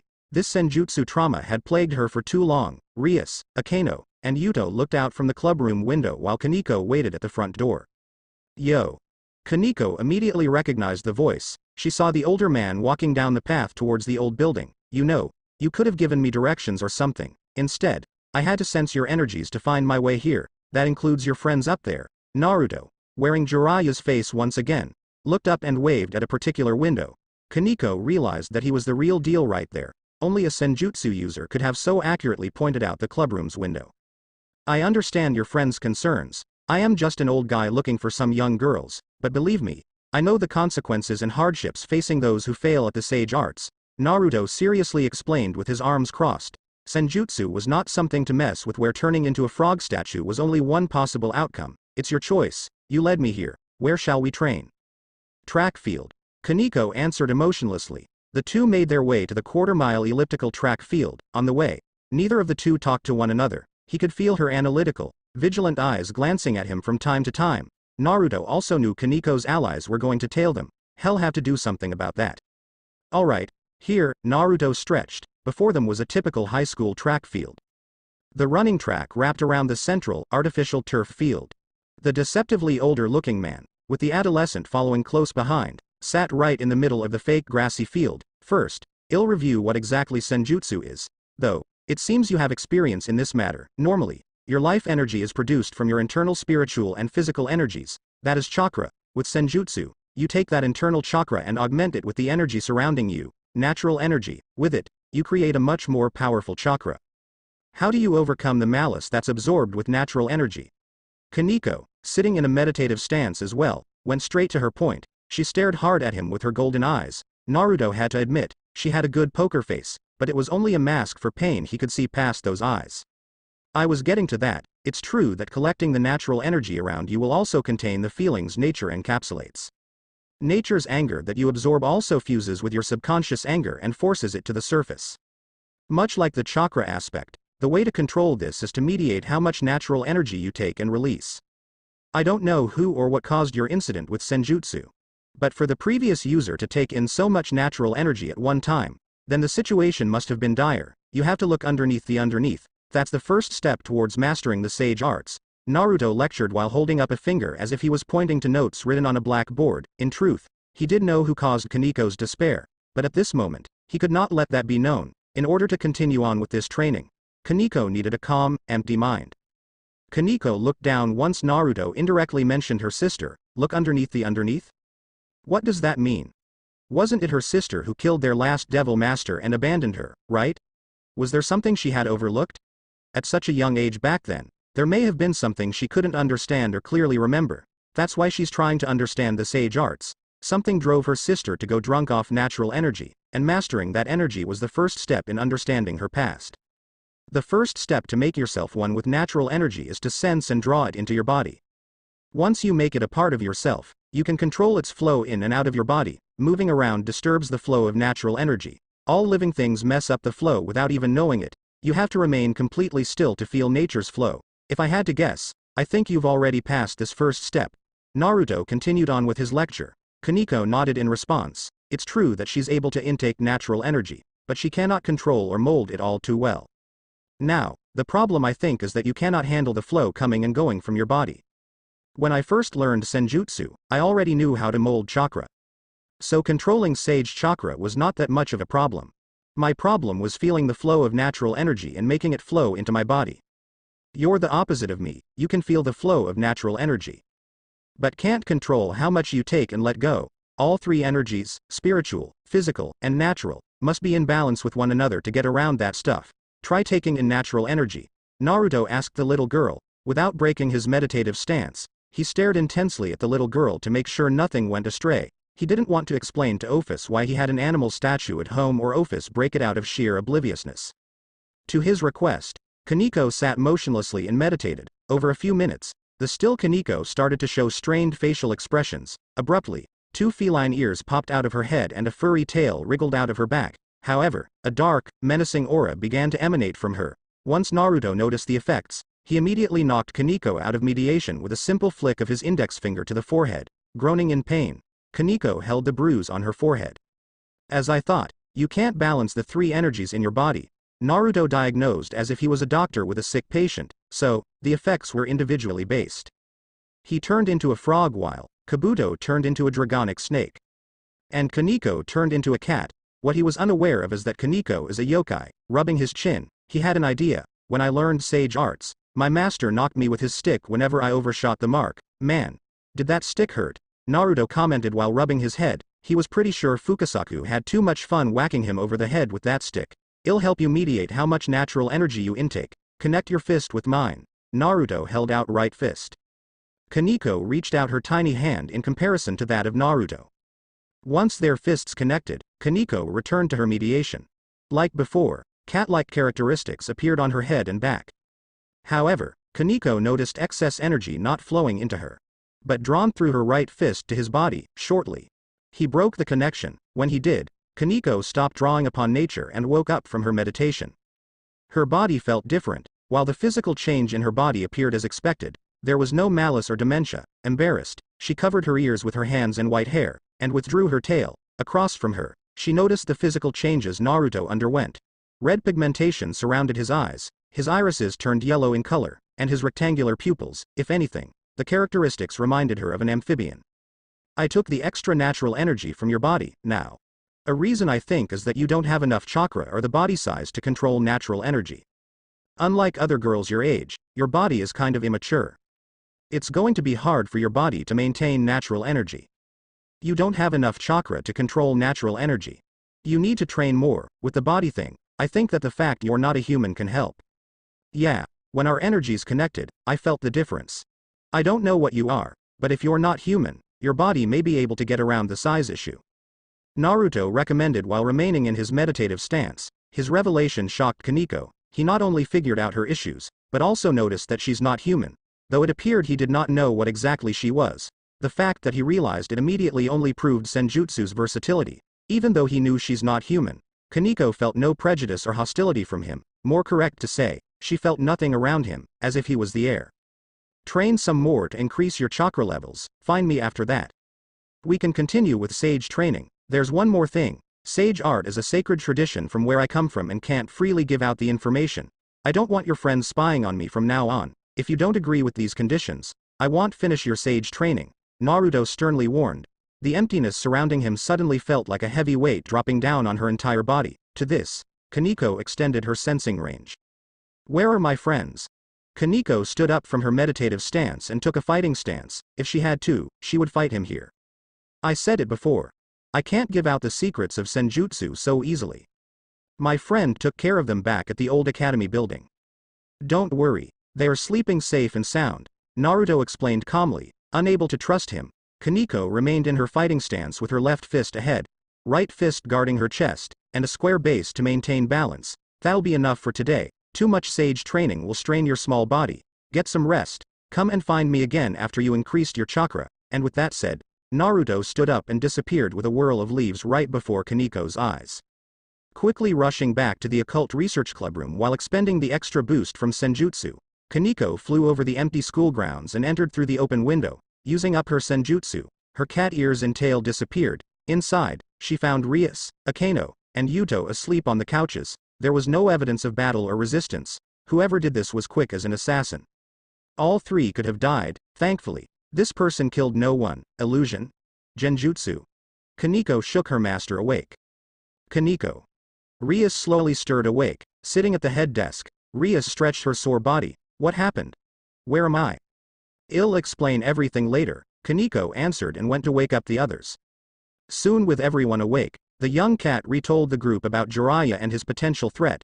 The entire room was silent. The house of Gremory's heiress and next in line to succeed the head of the household, Rias, could have died due to their carelessness and lack of information. A war could have broken out over her death. Sirzex would definitely look for revenge against whoever killed her, though Kaneko benefited from this encounter with Naruto. However, was it worth the risk? Oh my, this is very serious. Akeno broke the silence while she sat on the couch right of the table in the center of the room. These three certainly are a problem. They could kill us at any moment. Unless Jiraiya can be in two places at once, either Sasuke or Sakura placed a stronger illusion on us. We would have forgotten why we were at school today if Kaneko didn't explain what happened. However, they didn't kill us or wipe out Kaneko's memories, Rias added from the front desk of the occult research club room. I don't know how to explain their actions. Kaneko, is there anything else you can tell us? The king asked her servant while Akeno decided to prepare tea to calm everyone's nerves. I don't know if I can. Kaneko hung her head low and sunk into the cushion opposite of Rias and across the table. He warned you all that if any of you continued to spy on him, hell stop training me in sage arts. There are two options. Let Kaneko continue sage training and no longer interfere with Jiraiya's plans, or spy on those three, but lose her training. For Kaneko, there may never be another chance to learn Senjutsu. But is it worth her friends' lives? Kaneko, I advise you don't meet that man again. Yuto Kiba, standing next to Rias' desk, input his opinion. With his past, he certainly knew the dangers of men with hidden agendas. Kaneko looked up at her brother figure. That man may be using you to get closer to Rias. He already planted 2 spies into our school. If either Uchiha or Haruno had the ability to trap us in such an illusion, we wouldn't suspect a thing from them. This is my fault. Kaneko brought her legs up to her chest, wrapped her arms around, and sunk her head down. If I had been stronger and used Senjutsu on my own, then she and you all would not be in this situation. There, don't beat yourself up. Rias sat next to her rook and hugged her tightly against her body. She hadn't seen Kaneko so weak and frail since those days after her brother saved Kaneko from her fate. Well, figure this out. I need to face this on my own. Kaneko gently separated herself from her king and stood up. I need to see him face to face and ask why he agreed to train me. If he doesn't answer, I'll reject his training from then on. Though not on her face, Kaneko's determination was felt by everyone in the room. Okay. I trust your judgment, Rias Gremory smiled. Not often Kaneko stood up for herself in such a manner. What kind of master am I if I don't have faith in my servants? The redhead rubbed her rook's little head. In a rating game or real life, the king needs to take a gamble and trust her pieces. The same day, while Naruto dealt with Kaneko, he issued an assignment for Issei Hyodo. Without knowing what the assignment was, Issei followed directions and waited at a clock tower downtown. Apparently, Jiraiya's associate was supposed to meet him here. Suddenly, a pink-haired beauty approached him. Sure, this woman was in Kaneko's league in terms of bust size, but what she lacked up top, she made up down below. Those shapely, athletic legs, not too big, but not too skinny, fit nicely in those form-fitting jeans that hugged her tight hips. She wore red tennis shoes, a pink tank top and breezy red jacket to go along with those jeans. Issei then remembered her conspicuous pink hair. Aren't you the new girl who sits behind me in homeroom? Issei asked. Yeah, Sakura Haruno, pleased to make your acquaintance. Sakura shook his hand. Issei noticed how firm and strong her grip was. Pulling back, he shook his circulation-deprived hand. That damn Jiraiya asked me for a favor. I bet anything that man is lollygagging somewhere and doing research. Sakura held up a folded fist to demonstrate her frustration. Issei took a slight step back from the dangerous, dark aura surrounding the pink head. So, what did Jiraiya want me to do? Well, follow me, I'll explain along the way. Sakura motioned to the brown-haired teenager. He wanted them to go volunteer? Actually, Sakura was going to orientation by herself, but Naruto decided to tack Issei on since Jiraiya bailed on him last minute. Walking for 15 minutes, they arrived at a soup kitchen. The line was really long just for food. He hadn't realized this many people needed food assistance. He saw many homeless men, women, children, and elderly who probably have been in line since early this morning. The two went inside for orientation. After an hour-long, boring, and tedious information session and complimentary video, Sakura and Issei finally geared up with hairnets, aprons, and gloves. The two were ordered to serve food and wait at tables. When they arrived at the cafeteria, Issei was completely shocked at the numbers eating this package. Processed food that may be their only meal of the day. It really hit home how fortunate he was, unable to dwell on his lucky birth. Issei was handed a dish by Sakura to serve an elderly lady sitting in a wheelchair. As Issei found out, this lady lived on the streets, immigrating to Japan at a young age. She was unmarried her entire life, and because of this, employers saw her unmarried status as a stigma. She had been in and out of low-paying jobs until she grew too old to work. All she had to her name were the few plastic bags carrying precious possessions in her wheelchair. Stop standing there dumbfounded. Serve the next table. Sakura prodded the young teenager with another plate. This time, it was to a former war veteran. He survived World War II, but traumatized at what he had done in the past, hunched over the table, the tattered man stared into empty space without any life in his eyes. From what I heard, that guy was a soldier who participated in the rape of Nanking.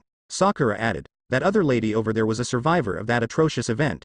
Our history course just started going over World War II, but did you read anything about the rape of Nanking? No, but if there was anything, I don't remember, Issei guiltily admitted. He was never a diligent student since elementary school. Well, that's because we haven't gotten to it yet, but I studied ahead of the assigned chapters. There was a single paragraph barely describing the event, Sakura said, disgusted. What exactly was the rape of Nanking? Issei asked. Truth be told, he didn't really care about Japan's history, or anyone else besides him. As a matter of fact. Hell, today was the first time he realized there were so many in poverty and homeless right in his neighborhood, and never paid them any attention. All he cared about, before meeting Jiraiya, were beasts and women. A shameful, disgraceful mark on Japanese history. The Nanking Massacre, or Rape of Nanking, was an episode of mass murder and rape. Japanese troops captured Nanking, which was the Chinese capital back then. Hundreds of thousands of Chinese, civilians and disarmed combatants, were murdered and raped. The city was completely left in shambles. Sakura shook her head as she shorthanded the information. Even here, war was everywhere, in the past, present, and foreseeable future. Then why is there so little information about it? Issei, so-called righteous hot-blooded fury boiling inside, demanded. Because Japanese nationalists in the government want to promote a revisionist history, even though the common consensus amongst the public is that it really occurred and just as horribly as past veterans described, Sakura answered grimly. In order to protect their national interests, politicians in the Japanese government want to influence new generations of Japanese children. Nationalists, though a minority, have a say in the government and want to erase Japan's dark past through propaganda and manipulation of recorded history. However, look at those two. Sakura pointed out once again the lady survivor of the rape of Nanking, and the male war veteran of the rape of Nanking. See their pain? Jiraiya wanted you to see the hardships other people go through and to empathize with them. The anger you may be feeling right now, if you let it fester and eat away at you, that anger will turn to hatred. Where will you direct your hatred? At the government? At war veterans? At the entire world? Where will it end? You do something unforgivable out of hatred, others will come at you in vengeance. Sakura dealt a rude awakening at the naive Issei. In her mind, she recalled a red-haired, frail man who once brought her home to its knees. She was right. The longer she talked, the angrier Issei felt. He wanted to take out his anger on the elderly war veteran for the sake and justice of the old lady who survived the rape of Nanking. Unable to stand anymore, Issei took a seat. Sakura sat next to him. Someone very close to me, a sibling student under Jiraiya, once said, "We are just ordinary people driven to seek vengeance in the name of justice." And if one was to call vengeance justice, such justice will only breed further revenge, and trigger a vicious cycle of hatred. Right now, we live in such a cycle. I know the past and can foretell our future. It is the same as our history, so we believe that human beings can simply never understand each other, and never will. This world of ours is ruled by hatred, and hatred alone. Sakura closed her eyes as she finished her speech. Issei, awestruck, had no words to say. Whoever this person was, he must have had been through all 9 levels of hell to believe in such ideology. The vengeance Issei sought against the war veteran for the old lady's justice that will only breed more vengeance in the name of justice. Thus, continuing this vicious cycle of hatred, Issei clenched his eyes, griped his fists, and grit his teeth. Is this really what humanity is? What kind of society was Jiraiya trying to prepare him for? He's never felt so confused and emotional ever in his life so far. Then, he felt a hand on his shoulder. Jiraiya wanted to lend this to you. Sakura handed him a book before returning to her volunteer duties. Return it to him when you're finished, that's his only copy. Tales of a Gutsy Ninja? Metal collided with metal repeatedly. In a hole amongst the canopy of a desolate forest, bright sunlight shone through to the branches below. 2 combatants hid amongst the trees and branches to find an opening in the opponent's defense. Hit and run. The 2 continued their clash until they were at the point of exhaustion. A dark-haired warrior, wearing a bandana with a metal plate engraved with question mark, panted as he used a tree for support. Dirt and scratches littered his upper torso, forest green body armor and navy blue undershirt and pants. His target, a red-haired man, hid in the shadows of a large tree. Also tired, he wore a high neck collar, black trench coat. You ready to give up yet? I am starting to tire of our game of tag. The dark-haired shinobi taunted his hidden foe. They had been fighting for hours on end, and now, are at their limits. The red-haired ninja pulled out a few wrapped balls tucked away in his coat. He threw them at his opponent. A smoke bomb. The opposing shinobi covered his face as the pellets thrown at him exploded into blinding smoke and dust. Amidst the smoke cover, the 2 warriors fought for their nations and beliefs on the line. Metal gnashed against metal several times until the sound stopped. When the debris and smoke cleared, the dark-haired ninja stood over the red-haired shinobi. Just give up. The opposing ninja held a sharp kunai above the red-haired one. Kunai. The redhead slowly picked himself up to one knee. Just say one thing? He panted heavily from their unfinished bout. I don't want to hear it. The other ninja, with his kunai, stabbed him in the stomach and threw his limp body against the tree trunk. Just give up now. Hey, you give up. The redhead, blood as red as his hair dripping from his mouth, smirked. With a poof of smoke, he was gone. Surprised, the opposing shinobi felt a presence behind him. On trying to make me give up. With a swift chop to the base of the neck, the red-haired ninja knocked his opponent into the tree trunk and finally brought him down. However, while prone face down, he chuckled ominously. Even if you do take me down, another assassin will attack the village. As long as we are cursed to live in this world of shinobi, then there cannot be any peace, ever. The down ninja gloated. He wasn't the first or will be the last to attack this unnamed village. Looking up at the redhead, he saw not despair, but determination. Well, I am going to break that curse one day. If there is such a thing as peace, then somehow, I am going to find it. And I'll never stop looking. The red-haired shinobi declared from the bottom of his heart. He truly believed in his quest and will make it happen someday. Who are you? My name is 4.5 months ago.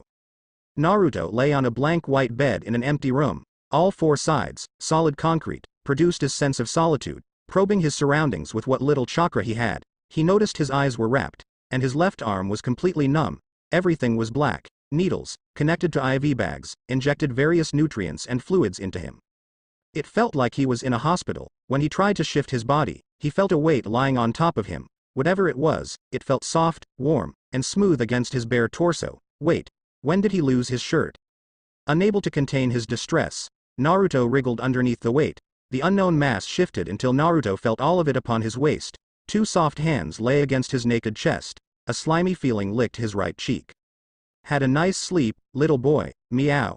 An unfamiliar, feminine voice cooed into his ear. Her sensual voice and sweet pheromones filled all Naruto's senses. His lack of strength rendered him helpless to her wiles as she grinded into his waist. Kuroka, are you done with your new boy toy? A new voice, male this time, jokingly called out to the woman. Kuroka, on top of Naruto, pouting, the female slipped off his body and out of the sheets covering him. Where am I? Naruto weakly requested from the bed. Turning his head sideways, he felt the presences of others in the room. There was a brief pause before someone answered back. So, you're finally awake. Unfortunately, we cannot give out that information. You are in good hands, though. Another male voice answered his question. This time, the voice was deep, serious, brief, and straight to the point. The Dragon God, here, retrieved you from the dimensional gap after your battle with whatever you fought against. I, as the leader of this group, would like to thank you. You confirmed Great Red's existence. The one I want to defeat. A third male voice, smooth and deep, brought Naruto up to speed. These people could not answer where he was. This immediately set Naruto on the defensive, but in his condition, he's not in a position to fight back. To his surprise, he felt familiar sage chakra running through his chakra coils. Someone had been transferring natural energy into his body while he was asleep. The woman, Kuroka. Was she the one? There was something else as well. Deep in his gut, it felt wriggly, if he had to describe the unusual sensation. Dragon God? Naruto, still half asleep, asked to no one in particular. Extending his probe, Naruto sensed 5 individuals, 1 girl, 3 guys, and 1 he could not describe, in the room with him. All 5 felt distinctly different from humans. Their chakra, if it was chakra, felt way off. With sage arts, he saw their energies shape the silhouette of their bodies. Kuroka, who straddled his waist earlier, wore a kimono, an obi wrapped around her waist, beads, and a headband. Naruto noticed that her kimono barely hung over her rather large bust, even larger than that of Hinata. The guy next to her wore armor covering his torso down to his navel, shoulder and hip pads, forearm and shin guards, and wielded a staff. The third person wore a business hat and trench coat. The texture of his aura reminded Naruto of Shino. The third male in the room wore a long-sleeved light jacket, chained pants, and leggings. So a pretty boy. Finally, Naruto focused upon the last individual who had yet spoken a single word. The Dragon God, he presumed. You and I, we can kill Great Red, the Dragon God stated nonchalantly. Everyone in the room except the pretty boy widened their eyes at her declaration. It was not often the quiet, emotionless Dragon God dramatically requested a favor. Though, what heaven, hell, and they witnessed not too long ago. It's certainly within the realm of possibility. Thus, was the start of a very awkward relationship. Your aura feels like a little girl, but you're not. Are you the Dragon God? Naruto asked the gothic child sitting on a stool in the middle of the crammed room. Although silent, her nod answered his question. I remember someone next to me before I passed out. Was it you? The bedridden ninja asked her once more. Again, her nod confirmed his suspicion. Why do you want to kill Great Red? It invaded my home. I desire silence. I want to kill Great Red, she declared monotonously. Even Naruto was silent at how blunt she was. The other members, aside from the leader, in the room remained quiet throughout the whole discussion. Sorry, but I can't go along with that. Naruto rejected the little girl's offer. That Great Red is seriously strong. It's doing something very, very important for me, so I won't try to kill him, he answered seriously. Everyone in the room felt a faint, ominous energy weighing down on their shoulders. Even in his gravely weakened state, Naruto made sure to get his point across. Okay. You won't cooperate with the Dragon God.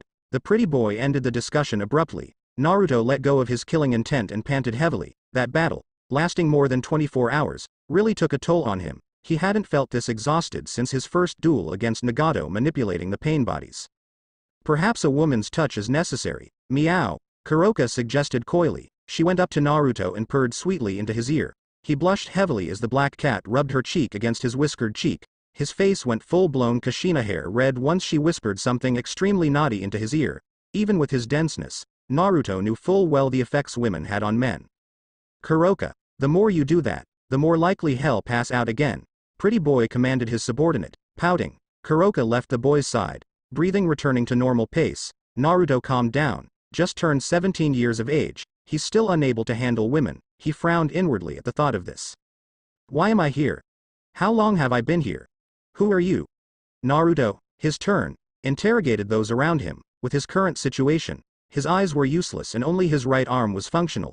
His chakra levels were extremely depleted, even with 9 of the greatest chakra reservoirs in his body. It felt like eons since he had been conscious. Just under 2 weeks, the serious one wearing the trench coat answered. The Dragon God retrieved you about 2 weeks ago. You had been in a coma the whole time you were here. Had it not been for Kuroka here or the Dragon God, your eyes and your left arm may not have made it. Your eyes were bleeding profusely, and your left arm, it's not yours. The skin tone is much lighter than the rest of your body. Whatever the reason may be for the transplant, but whoever did the operation haphazardly left it unfinished. Your immune system was rejecting that arm. The Shino look-alike summed up quickly. The news made Naruto very uneasy, attempting to move his left arm. He felt nothing but pins and needles, his eyes were burning, the wriggling in his stomach made him queasy. It continued until Naruto could no longer hold it and emptied his stomach contents. The barf gained considerable distance and landed all over the dragon god. Everyone looked incredulously at the range his puke got. The dragon god wiped the slimy vomit off her face. A strange, slithering creature wriggled on the floor before dissolving into thin air. Blah. That tasted nasty. What the hell did you put in me? Naruto, with his right arm, wiped the drool around his mouth. If anything, the experience felt like when he swallowed a fully grown frog in Itachi's crow, and spat them back out. Those times were very unpleasant. Though he can't see, he felt the unusual aura and shape of the creature before it disappeared. Like I said, the businessman continued, your body was extremely weak and rejecting your left arm. The dragon god, whom you just vomited on, forced one of her snakes into your stomach to increase your strength and stabilize your condition. However, your body still tried to reject the arm, Kuroka. Through direct skin contact, injected energy from nature to ease the pain and manipulate your immune system. Since you arrived, she had been regularly caring for you. Eventually, your body accepted the arm. It was amazing, considering you fought with your arm in that condition. Normal people would have lost that arm and died from blood loss, but with sheer willpower, even unconscious, you overcame this obstacle. He blandly recounted past events since Naruto was in a coma for quite some time. Lying on the bed, Naruto absorbed the information. I must say, you have amazing form and muscles, meow. I could just rub up against that chest of yours all day, meow. Kuroka playfully praised Naruto's developed body. To this, his cheeks blushed deeply again. Some girl, who Naruto pretty sure was hot, did various things to him while he was asleep, so, this may be how it felt on the receiving end of a sexy jutsu? For a powerful being, you sure can't handle women. Ha ha. A armored one mockingly laughed at his distress. If bandages were not covering his eyes, Naruto would have glared intensely at this person. Pretty boy knocked the guy upside the head. Stop it you two. The pretty boy leader ordered, but the armored one couldn't help but annoyingly snicker a bit. Valley, that's my name. Pretty sure you've met Kuroka. This one, here, is Biku. He's Arthur Pendragon. The pretty boy, named Valley, introduced his group to the bedridden shinobi. Naruto analyzed the names. Kuroka, Black Sound, and Biku, Beautiful Monkey, sounded familiar to him. At least he could understand those names, but Valley and Arthur Pendragon, those don't sound native to his land at all, so, what Kakashi-sensei told him was true. He wasn't home any longer. Wait. How can you understand me? Naruto asked a very good question to which no one had a reasonable answer. Everyone in the room looked questioningly at him.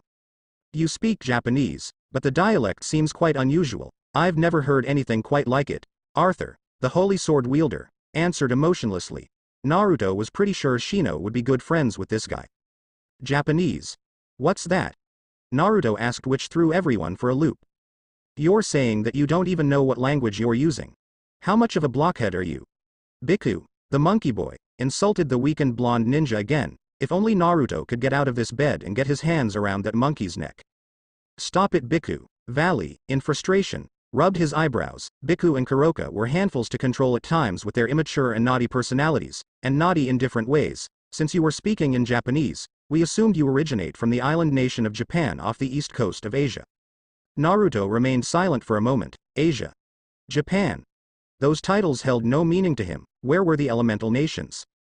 He really was far away from home then. Nothing made sense to him. These people certainly didn't feel like shinobi, and their auras were way off. Only Kuroka felt like she had a semblance of chakra. If anything, Valley slightly felt like a dragon, and Naruto only knew how dragon energy felt after meeting Great Red, the first real-life dragon Naruto ever met. How was he even communicating with these people? This could not be a simple, mere coincidence. As confusing as this whole situation is, we can't stay here for much longer. Valley decided to end the visit. I was here to check on Office. Kuroka's shift watching over you is over, so it's time for us to take our leave. The pretty boy led his group out of the room. Arthur, due to his curiosity, followed Valley into the room to look at the face of a being who could stand as Great Red's peer. Biku just wanted to use face paint and draw amusing pictures to complement those whisker marks embedded in Naruto's cheeks, but Biku would never tell him his true intentions. Kuroka had to periodically clean Naruto's face after each of his excursions. With that, only Naruto and Office remained. So, you're Office, the dragon god. Sorry about, Naruto, if he could sheepishly rub the back of his head, apologized to Office for his little puking episode. Somehow, Office removed all the vomit off her body and clothes. Dragons work in mysterious ways. Naruto figured, though, he wouldn't step onto the floor until a janitor came and cleaned up his mess. The regurgitated stomach contents started to smell. Okay, she replied back curtly. For some time, the two remained in the awkwardly silent room. Naruto didn't even know what time of day it was. Office. Was she always alone like this? Isolated from the outside world? She and he prisoners at whatever location they were? So what do you do at times like this? Naruto, attempting to break the ice, tried to strike up a conversation in the grueling silence. Naruto, with his energetic personality, hated whenever he was in the hospital. I say my wishes, I hand out snakes, I sit, Office truthfully answered as though she didn't care about the morbid situation they were in. Alone in a room with concrete gray walls and no light, the lack of light didn't affect a blindfolded Naruto. Naruto had no comeback to such a brief response. She was like the complete opposite of him personality-wise. Great, not only was he stuck to this bed, the only person in the room with him barely spoke a word, and if she did, the sentences were so short and brief, he couldn't hold a conversation. So, what exactly was that snake you put in me? A piece of my power, Office responded apathetically. My snakes grant power to ones who ingest them. Well, thank you. Naruto showed his gratitude to the dragon god. Office nodded. If what Arthur Pendragon said was true, then Office really got him out of a jam after his fight. Even though the snake was out of his systems, he still felt lingering effects circulating around his body. Where am I anyway? Chaos Brigade. Office gave a clear answer as opposed to Arthur. My organization to kill Great Red. That didn't really answer Naruto's location problem. But now he somewhat knew what he was dealing with. The name doesn't give much confidence though. However, if Office is calling the Chaos Brigade her organization, then why is she all alone in this room? Shouldn't she be in some top secret base discussing strategies and tactics? Things didn't add up. So, you sit all alone in this room, every day, and just give out snakes whenever requested? Naruto, disgusted, asked, to which Office nodded. Even blindfolded, Naruto could feel the air vibrations indicating certain body movements and gestures. Loneliness, solitude, he certainly knew how painful it was, but it didn't seem to affect Office. Why? I want Great Red dead, Office reiterated as if it was her raison d'etre. You are interesting. What is your purpose? Name?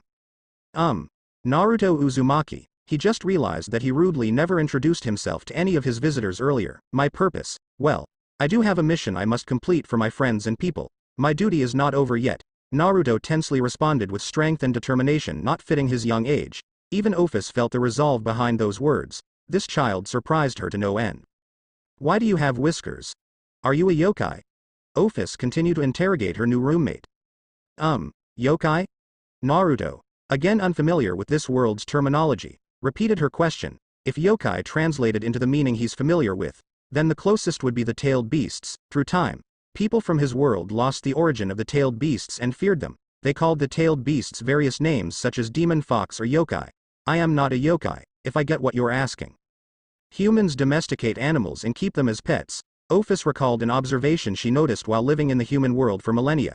Modern city-dwelling humans went to pounds to adopt stray cats and dogs captured off the street or rescued. I found you. Therefore when you are ready, you will go fetch. Wha? You think I am some type of dog?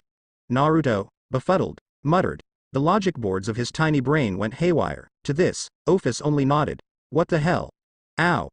Naruto suddenly jerked himself into an upright position, but intense pain reigned through his entire body. He collapsed immediately back onto the bed. You are still hurt. Go to sleep, Office commanded. It wasn't as if Naruto could deny her in his condition. Yeah. With that, the blonde-haired child of prophecy slowly fell asleep once more. 2 months later, Issei tabbed his place and closed the book. After a long day at the soup kitchen with Sakura, he returned home and lay on his bed. Holding in his pent-up emotions all day, Issei took a rest before reading Jiraiya's book. Tales of a Gutsy Ninja. Issei skipped to the back to see Jiraiya's picture when he was much younger. Also, the back noted how one of Jiraiya's students inspired him to write this novel. The main character, Naruto, was set in a world much like Earth, but full of awesomely powerful and fictional ninjas, also known as shinobi. Villages full of these shinobi waged war against one another past, present, and foreseeable future. Even if you do take me down, another assassin will attack the village. As long as we are cursed to live in this world of shinobi, then there cannot be any peace, ever. From what Issei experienced volunteering for the poor and homeless of Japan, his entire world perspective was flipped underside the head in just a day.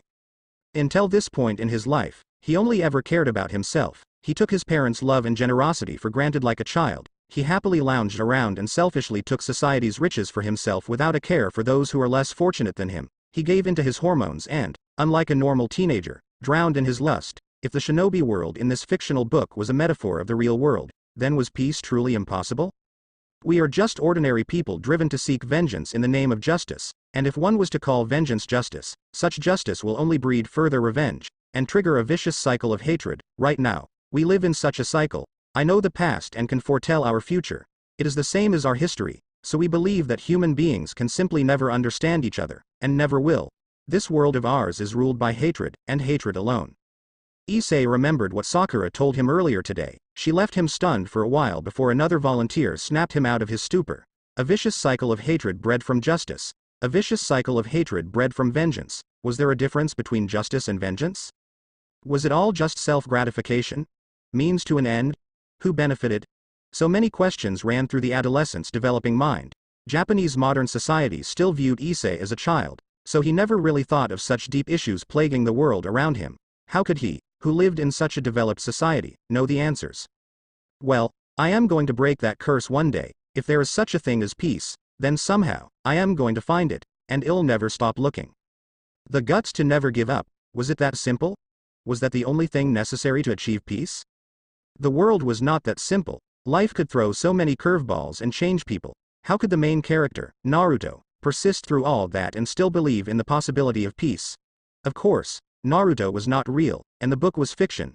There wasn't even an ending to the story. It never explained how Naruto achieved peace in that cursed shinobi world. He looked at the end and only found a blank page.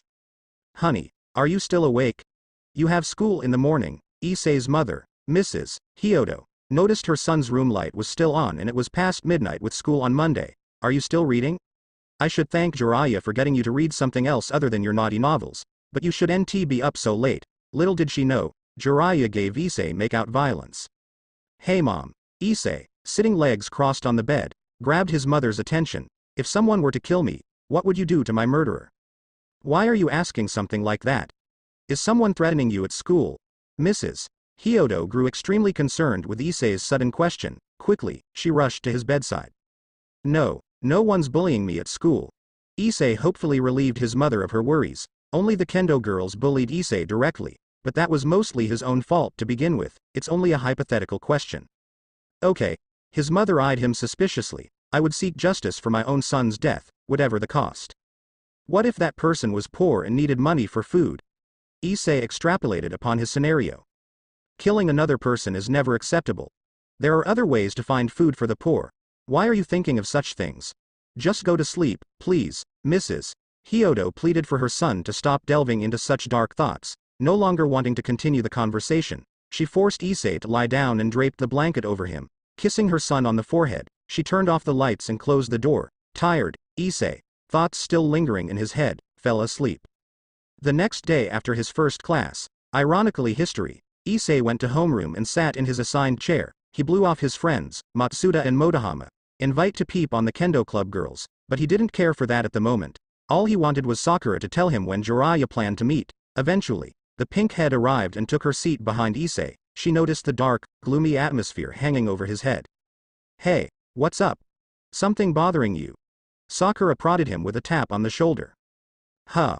Wah. Issei snapped out of his daze and noticed Sakura worriedly looking at him. Oh, hey Sakura. I was looking for you. Please, can I speak with Jiraiya? When and where will I meet him next? Issei demanded with a force and determination he never felt in his life, but kept it on the down low to avoid attention from other students.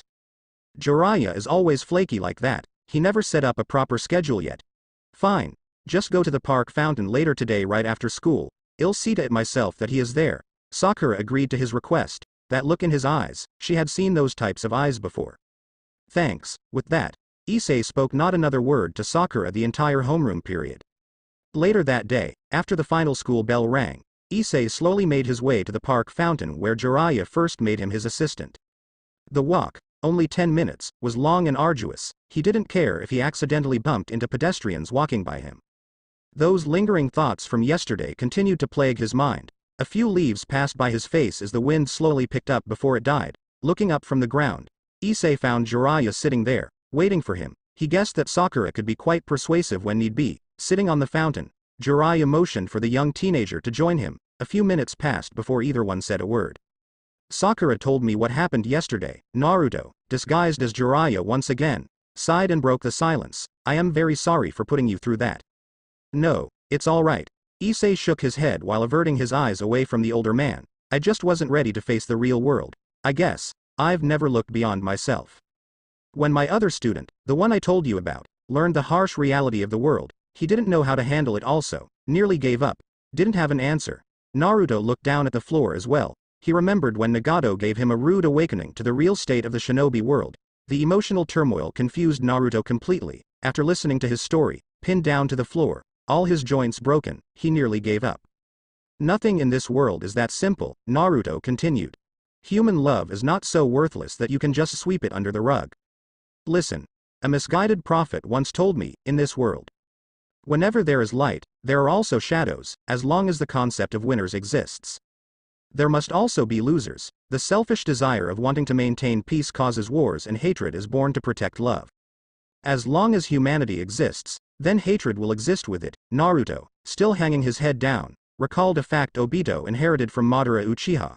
As long as light exists, equal amount of darkness exists. The duality between yin and yang is irrefutable, just as the sun and moon. Whatever form duality may take, there will always be two equally opposing forces. Where there is love, there will be hate. Then, what is true peace? Issei, still staring at the concrete floor, questioned the disguised child of prophecy, the Messiah, the Savior, whose duty was to bring peace to the world. The book you gave me didn't have an ending. The main character, Naruto, did not achieve peace. The brown-haired adolescent commented about the ending he skipped to. It was just a blank page, as if the story was not yet over. Naruto is no god. He's just as human as everyone else. Naruto, as Jiraiya, forcefully responded back to Issei with more intensity than he intended. Though Issei didn't notice, his hand out of Issei's line of sight clenched tightly. Painful memories flooded Naruto's mind before he locked them into a cubicle in his brain. Naruto's role is not yet over, to tell you the truth. I did not write that book. This book is a replica of the very first book my master wrote. He was seriously trying to change the world with his message. My sibling student inspired our master to write the original book. My master bequeathed to me this book, and my sibling student his will. Naruto, Jiraiya came clean about the book's origin. Naruto brought his clenched fist over his heart, remembering Pervy Sage's teachings and Nagato's dream living on in him. He steadily calmed down. Even I am able to see, there's entirely too much hate in this world of ours. You know, I've always wanted to do something about this hatred, but I am just quite not sure how to go about it. I truly believe the day will come when all people will understand one another and live in harmony. More important than how to achieve it is the power to believe that it will happen. Naruto shouted the last sentence with such ferocity that even a dazed Issei had to look up. Issei, for the first time in his life, saw real determination and confidence that never could be taken away or broken down. Confidence that anything was possible. How? Issei, still holding doubt, stumbled over his words. How can you tell that you'll never change your mind? Do you really think that you'll never stray from that ideal no matter how many obstacles come before you? You think you can always believe in yourself? How do you know what life won't change you? Issei, awestruck, gazed up at the man as the sun, as if forming a halo, shined behind Naruto's head. If Naruto stumbles just because things get difficult, if the hero of this novel changed who he is, then it'll become a whole different story. It sure wouldn't be the story my master and sibling student left behind, and it wouldn't be about Naruto. The truth is, Naruto doesn't know what real peace looks like, just like the ending to this book. So, any sequel has to come from the life I live. So that's why no matter how up pain my path brings, I'll keep walking, because that's who Naruto is. During his entire speech, Naruto never realized that he stood up and declared everything aloud. Looking around him, he noticed all the park goers stopped to listen to his conversation with his student. Completely moved, a little child wearing gothic Lolita clothing started clapping. Soon, another, and eventually everyone, around the park fountain, applauded. Entirely embarrassed, Naruto sheepishly rubbed the back of his gray hair, noting a certainly annoying little dragon god somehow found him in public. Naruto grabbed Issei and Office by their wrists and dragged them away from the crowd. Eventually, they hid in an alleyway in the middle of town. What are you doing here? Naruto reprimanded Office, who showed no signs of remorse. Seriously, he wanted to strangle her. She, missing leader of a secretive terrorist organization, was not supposed to be out in the open. Sasuke and Sakura are supposed to escort you to the shopping mall for new clothes. I prefer the real one. Reveal your true. Office blabbed out without considering Issei watching their entire conversation. Naruto covered her mouth before she could complete her second sentence. If Office were not a dragon god or disguised as a little girl, he would knock her upside the head. Who is this? Issei, completely out of the loop, questioned the much older man interacting with a much younger looking girl. Stumbling over his words for a bit, Naruto quickly devised an excuse to get Issei off his back while he formulated a plan to deal with the ever-so-oblivious dragon god. She's my granddaughter. Right. My granddaughter. Naruto laughed suspiciously. Issei, highly doubting his reasoning, raised an eyebrow. Right. And why is she wearing that?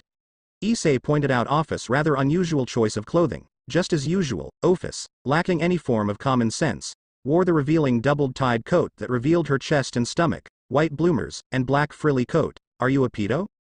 What the hell? Naruto, seriously offended by the question, shouted back at his underling. I am not some sort of sick-minded criminal. I like older women. Yeah, right. I bet you're some creep who peeps on women's bathhouses in order to see little girls coming in with their moms. Lolicon. Issei accusingly pointed his finger at the much older man. Office, without a care in the world, watched them continue on with their debacle. If anything, she may actually be enjoying it. Lolicon. Naruto retorted. Even though Issei no longer had doubt hanging over him, his usual self greatly pissed Naruto off. This was almost as bad as back in the academy days where someone knocked him, and he accidentally kissed Sasuke on the lips. Since Issei's not a little girl, hell have no problem knocking some sense into him, you little. There you are. A familiar voice called out from the entrance to the alleyway. A mob of pink hair made its way to the three. I've been looking everywhere for you. Don't run off like that. Sakura, still in Kuo Academy uniform, patted the little black hair girl on the head and sighed with relief. Hey Sakura. Naruto, still wearing Jiraiya's face, greeted his pink-haired teammate. How did she get lost? Where's Sasuke? Naruto looked all around Sakura, but found no sign of hair duck butt. The student council requested his presence, Sakura mentioned offhandedly. But looking at each other's eyes, Naruto and she knew something was up. The student council president was a sharp woman and stronger than expected. Now, she wanted to face them head on. Maybe it wasn't the best idea on Sona's behalf to go after Sasuke first. As for her, I was looking at some children clothes that fit nicely on her, but I looked away for a second, and she was gone. I searched all over the department store. Well, at least I found her, right? Naruto rubbed the back of his head and gave the widest grin possible. Everything was resolved in the end, right? And where were you taking her? To the sauna. Sakura, crossing her arms over her chest, sternly tapped the ground with her foot. Much to Naruto's and Issei's surprise, the three of them coincidentally ran down the same alley where Issei first encountered Jiraiya. The same alley right behind the sauna with a peephole into the women's bath. To Naruto's dismay, Sakura noticed the small peephole he used, sweating profusely. Naruto, in Jiraiya's clothing, got on his knees and begged her for mercy. I can't have you badly influence this child here with your perverted attitude. And this boy here, he's the ultimate embodiment of lust and perverts. What kind of combination is this? Are you trying to lead this little girl down the dark path of debauchery? An irate Sakura reprimanded the two pervs. It seems Sakura got around the rumor and gossip mill at school. To Issei's horror, an astral, demonic version of Sakura somehow grew from the pinkhead's ever-darkening aura. Embracing each other, Naruto and Issei screamed as they quickly met their painful fate. Shanaru. Monday, 3:30 p.m., just as Sakura mentioned. Sasuke Uchiha was requested to report to the student council room. Making his way to Sona at his own pace, the black-hair heartthrob arrived at the pair of elaborately decorated doors.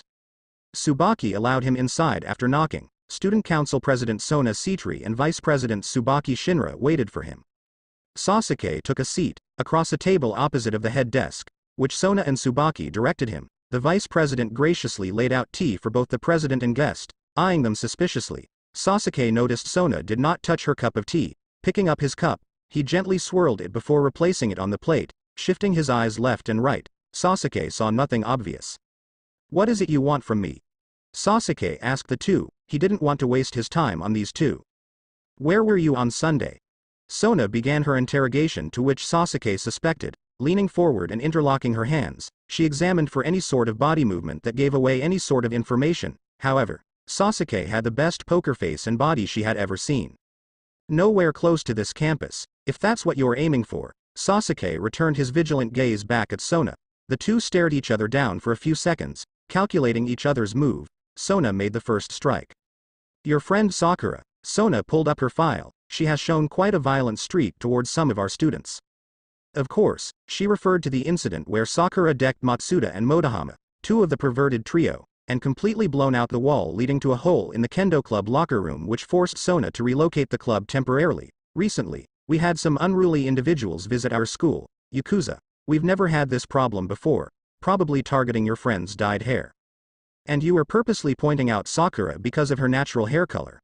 I thought an institution of this prestige would be above racism. Sasuke glared darkly at the student president. I am not prejudiced against Sakura's choice, but I hardly call pink a realistic human hair color. Sona countered. In actuality, no human had natural hot pink hair ever in history. Surely her hair had to be artificially colored. Normally the Public Morals Committee would have discussed with Sakura Haruno of her choice, but since you two were new students, I allowed her to slide until she got her act together. Until now, that is. The problem is that she's attracting the types of persons who are a danger for our students. It's best to act proactively to a problem as opposed to retroactively. And your solution? Sasuke narrowed his eyes. Something was wrong here. Expulsion. For your friend, we, the student council, cannot jeopardize the majority of our students if one student does not comply with our dress code, Sona harshly answered. She didn't want to pull out this card, but she needed some kind of response from her opponent. And you actually believe I would fall for such a threat? Sasuke smirked. I don't care what happens to Sakura, but when you imply an indirect threat to me, you've got to pay. What is it you want? The real reason? Sasuke tensed his legs, preparing for some king of attack. No, someone of your prowess wouldn't fall for an empty threat. Sona knew her gamble wouldn't pay off fully, but at least she got a rise out of her opponent seating across the table from her. It was time to play her next card. Snapping her fingers, 4 bars of light forming a square base underneath Sasuke shot up from the wooden floor and connected to form a rectangular prism. A magical prison, Sasuke observed. He touched the invisible wall and resulted in a shock, but he didn't flinch. You expect this to hold me? Try breaking out, Sona taunted, to which Sasuke complied. He struck the barrier with a light punch, but felt an unexpected stronger force go up his arm. Strange, he should feel that much recoil from a simple punch. Tsubaki cast her magic, reverse, and used her mirror Alice to double the effects. Due to his careful nature, Sasuke won't try anything substantial, so mirror Alice will have enough time to recover and reuse its double reflectability.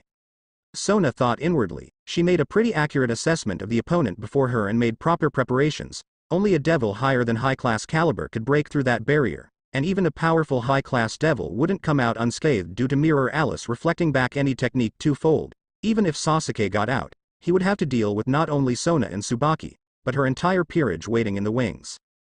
Now, let's try this again. What are your real intentions? Sona, feeling confident, began the real interrogation. I am impressed. Sasuke lauded his opponent. At first, I underestimated your abilities, Sona Shitori, or should I say, Sona Sitri. Sasuke taunted and allowed that tidbit of information to pass. Sona narrowed her eyes. At least she now confirmed that Sasuke had background intel on her, which probably meant the other two did for Rias and her as well. My initial illusion wasn't strong enough to ensnare the heiresses of the Gremory and Sitri houses. Calling me out was pretty daring. I guess this prison will somehow prevent any form of illusions and techniques, physical or magical. However, you made a crucial mistake.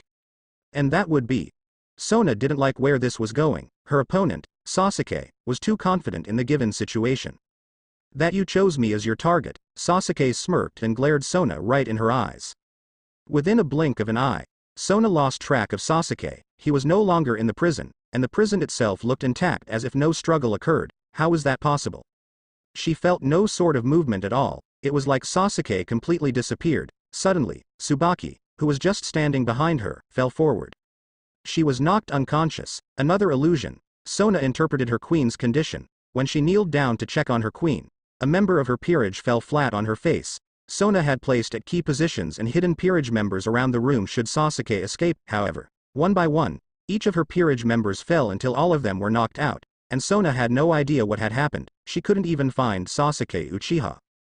Looking for someone? You've been in my trap since the beginning, a dark, ominous voice called out right behind her. Stiffening, Sona's body froze as she finally felt his presence right behind her. How did he get the jump on her? Slowly turning around, the last things she saw were 2 heterochromatic eyes staring right into her mind.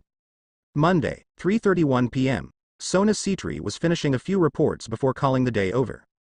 Tsubaki Shinra prepared tea for the student council to enjoy before the day was over. The rest of the student council members were performing their assigned duties such as paperwork and cleaning the council room. For some reason, Sona had a strange sense of déjà vu. On her desk were student files on Sakura Haruno and Sasuke Uchiha. She couldn't remember why these two files were on her desk. Had they done something wrong? No, if they did, she would have not forgotten about them. Sighing, she ordered Tsubaki to return their files to their proper location amongst the other student files. It was a long day and she wanted some rest. Outside, a certain black-haired Uchiha rested his back against the wall. His job completed, he left the council room. Down the hallway leading to the exit, Sasuke noticed a mass of red approaching him. Rias Gremory, the other target, passed him as she walked in the opposite direction, exiting the school building. He felt her eyes on his back the entire time. 4.5 months ago, Naruto had been stuck in this bed for about 3 weeks since Office retrieved him from the dimensional gap. Safe to say, he was not a happy camper. At least he had some feeling in this left arm of his now. His eyes still stung, but not as badly as before. Due to serious chakra exhaustion, Naruto slept as often as a newborn baby to recoup his depleted reserves, not just for himself, but for 9 other tag-alongs. All the while, a little dragon god watched him the entire time. A few things he noted. 1. Office was naive of the world around her. 2. Office was not very talkative. 3. Office lacked any sort of common sense. And 4. Office needed to stop throwing that goddamn tennis ball at him. Geez. When are you going to stop? The bedridden shinobi groaned. He wanted to pull his hair out. Staying in a hospital bed was torturous enough.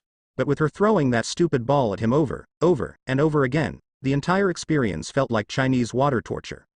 Not that Naruto knew anything about China. She specifically requested Valley for a tennis ball, and said ball bounced off the wall next to his bed like water droplets slowly dripping down on a captive prisoner's head. The ball made 2 thumps, one off the wall and the other on the ground, before returning to the thrower. This cycle repeated to the edge of Naruto's sanity. When will you fully recover? Office asked apathetically. Naruto didn't know the answer either. Since that battle, the 9-tailed beasts residing inside him had been asleep. Kagaya's seal required extreme amounts of chakra. He wasn't sure if he could have done it twice without Great Red's help. Naruto resigned himself to his fate of endless ball bouncing. The only other person Naruto encountered the past week since Valis Group introduced themselves was the Nekomata. Kuroka, coming in every other day for sessions. Not only did she replace his dirty sheets, bandages, and IV bags, she also directly connected, via skin-to-skin contact, her healing senjutsu to his chakra system. He could not deny he enjoyed her body rubbing up against his helpless body. It really sped up the recovery process since Naruto's body was already used to natural energy and readily took in the chakra. Kuroka, surprised at this unexpected event, asked about Naruto's history regarding senjutsu, but just as Arthur Pendragon withheld information on the Chaos Brigade, Naruto did not tell her anything about his past. Ready for another round, little foxy? You smell just as delectable as ever. Meow. That voice signaled the start of another senjutsu session. Recognizing that playful banter, Naruto sensed Kuroka stripping to her undergarments and entering the bed with him. If his master, Jiraiya, were still alive, he would surely had nosebleed to death when the cat yokai's voluptuous breasts rubbed against his bare chest. Instantly, Naruto felt the effects. It's much more fun when someone else watches. Meow. Kuroka whispered into his ear and gently swirled her right index finger along his whisker birthmarks. She referred to the dragon god, sitting on her stool, observing their little intimate encounter. The situation was awkward enough. Office witnessed their past sessions in their entirety, and Kuroka wanted to demonstrate to the dragon god how humanoids reproduced. You sure you don't wanna? I can detect the scent of strength and power coming from your aura. I've never felt anything so exhilarating before. Meow. I heal quickly. Naruto protested her advances. He barely knew this girl, and now, she's asking for his babies. There was this one priestess, Shion, who wanted the same thing, but with the 4th Shinobi World War, everything else was put on hold. Now, Naruto was not even sure how to get home. He wasn't the best with advanced sealing techniques, only basic ones such as summoning and reverse summoning. You know, there's a faster way to heal. Meow. Kuroka continued to whisper delightfully into his ear. Her pheromones made him shudder. Ever heard of Bochujutsu? The black sound suggested, if Naruto learned anything about this woman, it was that everything about her was erotically naughty in some fashion. A woman directly injects her energy into a man via sexual intercourse. How about it? We both get what we desire. Meow. Kuroka proposed explicitly. Naruto's face grew full-blown habanero red. Now, Kuroka had been teasing him about sex ever since he woke up. At least she did not take advantage of him while he was asleep, but for some reason, Naruto felt that a certain pretty boy made sure Kuroka didn't abuse his comatose body. However, Kuroka, panting heavily, seemed much more forward than before. He could feel her body temperature heat up drastically. We, Nekosho, at maturity, can control when we go into heat, but sometimes, our desires get the best of us. Meow. Kuroka rubbed her cheeks against his and purred. Naruto felt the guttural desire emanating from her vocal cords. He would have given in at this moment had Kuroka not released her hold on him. Ow. The dragon god, bored of their foreplay, resumed throwing the ball at the wall once again, but this time, the ball accidentally landed on Kuroka's head, completely engrossed in her lust. Kuroka did not notice the ball unexpectedly hitting her. Knocked back to her senses, she got off Naruto and sat at his bedside. Resisting even me. Is there a girl waiting for you, I wonder, meow? Kuroka, for the first time since Naruto met her, inquired with a hint of sadness in her voice. Even she had a sense of honor and dignity regarding relationships. I hope there will be people waiting for me, Naruto solemnly responded back. At this point, Valis Group and Ophis deduced that Naruto was not of this world. The revelation completely shocked everyone that there were multiple universes outside the human world, heaven, hell, and other dimensions mythological deities resided in. I may be the last one alive. Last one standing, Kuroka, ears drooping, reiterated. She knew how that felt. Her sister and she were the last of her kind, Nekosho, a rare subspecies of Nekomata. She didn't know why, but Naruto's aura made her feel calm, like his presence was warm sun rays shining down on the earth. I have a sister, she's under better care than I can offer her. Where is she? Naruto inquired. This was the first time any person here tried to initiate a conversation with him. Either Ophis annoyed him, Biku annoyed him, or Kuroka naughtily annoyed him whenever he had company. Sharon, my sister, I heard a rich devil household took her in. They can provide a better life than me. Kuroka, uncharacteristically, continued on. I am pretty sure Ophis brought you up to speed with the races of this world. Kuroka was right. Even though Ophis lacked common sense, she was quite knowledgeable of this world's various mythological histories, races, and differing species ranging from dragons, angels, fallen angels, devils, yokai, Valkyries, etc. The dragon god also informed him about traditions and cultures different factions perform. When our parents died, a high-class devil took in my sister and me. He reincarnated me as a bishop with 2 evil pieces. I learned senjutsu and yujutsu while serving our former master. He was a cruel, power-hungry master and wanted to experiment on my Sharon, so I killed him. I ran away and left my sister to her fate. She was so young, and I couldn't let that happen to her. Kuroka recounted her harsh past and regretful decision. Sure, she abused her senjutsu abilities, but saved her sister as a result. Since that day, Kuroka held onto the guilt of leaving Sharon alone. Luckily, Seer's ex-Gremory took Sharon in where Rias renamed her as Kaneko. Naruto, lying on his back and still blindfolded, sensed the rippling disruption in her aura. He could tell the pain she held underneath her sexual exterior. All too often, Naruto had seen similar events occur in his world. Where there is hate, there is love. Where there is vengeance, there is justice. White sound. How fitting to complement the black sound. You remind me of a great and honorable man. Naruto returned her story with one of his own. Itachi, he was a genius from a young age. He was talented at everything. However, he had to shoulder a burden so dark that it engulfed my home village. And maybe, the whole world. His clan was set to rebel against the government with a coup d'etat. But he had to choose between his clan and the village. He chose the village and slaughtered his clan, but left his younger brother, Sasuke, alive. He had hoped that one day, Sasuke would kill him and be seen as a hero. When Sasuke learned the truth, he realized how much his brother loved him, and how much he loved Itachi. Naruto remembered a hero who until the end, proclaimed himself as a proud ninja of the hidden leaf. Kuroka looked at Naruto as if his entire tale was fictional. You and I are flesh and blood. I am always going to be there for you, even if it's only as an obstacle for you to overcome. Even if you do hate me, that's what big brothers are for. No matter how far you two are apart, you are still Sharone's sister. You can bet that once Sharon learned the truth of the circumstances, she'll accept you as a sister once more. I promise. I keep my promises because that's my ninja way. Ya no. Naruto declared with the utmost confidence that even Kuroka believed in his resolve. That warm glow surrounding Naruto was like a beacon for better, brighter future. Faye, your words make me want to believe you. Kuroka grinned widely. If Naruto could have seen her face, unexpectedly, Naruto felt a pair of warm lips on his cheek and a gentle stroke along his whiskers. I'll see that you keep your promise. Meow. With that, the session was over and Kuroka left the room, leaving only a bedridden Naruto and silent Office. The dragon god, from her lone stool, observed the entire exchange. This blonde-haired child, in her eyes, was a curiosity unlike any individual she had met in her long lifetime. He made others believe in him and want to follow him. His words and strength belonged not to a child, but to a seasoned veteran who survived countless hardships and battles. You say those words, Office started, but do you really mean them? Are you prepared to carry a promise forever? Just as I said, I never go back on my word, that's my ninja way. I rather die than break a promise, Naruto declared with such tenacity that even the dragon god could not question him any further. Instead, she resumed throwing the annoying tennis ball back and forth, much to Naruto's ire. Sighing, he prepared himself for bouncing for hours on end once again. A few more days passed, and thanks to Kuroka's healing sessions, Naruto felt almost fully recovered physically and off those tubes pumping nutrients into his bloodstream and gut. Though his chakra levels were still low, he could move freely on 2 legs again. Warming up with legs, arms, and torso stretches, Naruto performed a few taijutsu regimes to dust off some rust on his skills. Ow! Naruto felt something hard bounce off his head. He should have been more observant since he's still blindfolded. Fetch! Office threw the infernal tennis ball at him once again, but this time, Naruto was prepared. This damn thing! The irate blonde gripped the ball tightly and chucked it as hard as possible at the dragon god. However, even with all his might, Office simply caught the ball with only one hand. You're not bad. You as well. Office threw the ball just back at her recipient. Naruto caught the incoming throw, but felt the impact. He shook his right hand.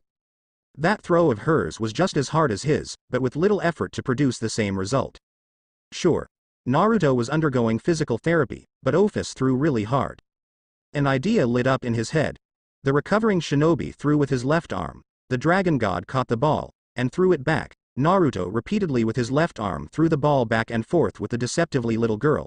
This was decent training to regain control over this left arm of his, and keep Office occupied. If you can't beat them, join them. The two threw the ball back and forth until even Naruto tired of the game. Sighing, he caught the ball. Preventing any further annoyances, he held onto the ball. Then, he sat in a lotus position and focused his mind. He meditated and used Sage Mode to sense the layout of the location he had been stuck in for just over 3 weeks. A barrier blocked his probe from reaching outside, though he could not sense any of Valis group members. Perhaps on some mission, there were quite a number of substantially strong individuals. If he had to gauge based on shinobi rankings, most were Genin Chunin and others reached up to Jonin and even Cage level. The spectrum surprised Naruto. 2 guards stood in front of office chamber. With the hideout structure memorized, Naruto would just have to bide his time until the right moment. Just then, Valis' energy signature appeared. Was there a sort of transportation system akin to Naruto's familiar body flicker technique? Regardless, what was he going to do with Office? Obviously. She was the Chaos Brigade's leader in name only. This conglomeration of various factions didn't seem to have a specific leader. And each faction wanted to complete their own objective. In other words, they were not united, and that could be Naruto's ticket out of here. He did not want to leave the dragon god here, all alone. In some ways, her isolation reminded him of his early childhood and other Jinchurikis. She was only a weapon to be used for nefarious purposes. Even if Office did not care, however, Office seemed particularly interested in him. Even though Naruto didn't know Office's full power, he heard from Valley that she's supposed to be the strongest and made gods quiver. Born from the infinity of nothingness, the dragon god left the dimensional gap long ago and lived amongst humans. She took on different appearances throughout time. However, when she tried to return the dimensional gap, Great Red took up residence. She repeatedly requested Naruto to join her and oust Great Red, but the Apocalypse Dragon was doing something important for him. Could he even get out of here while carrying a second person? Only God knew what went through Office's head, and that unpredictability could lead to problems. How he could judge her since he was known as the number unpredictable knucklehead? The tailed beasts had yet to wake up from that battle, so he was on his own. With Sage Mode, he can surpass Cage level, and what he sensed throughout the facility. There were several Cage level persons.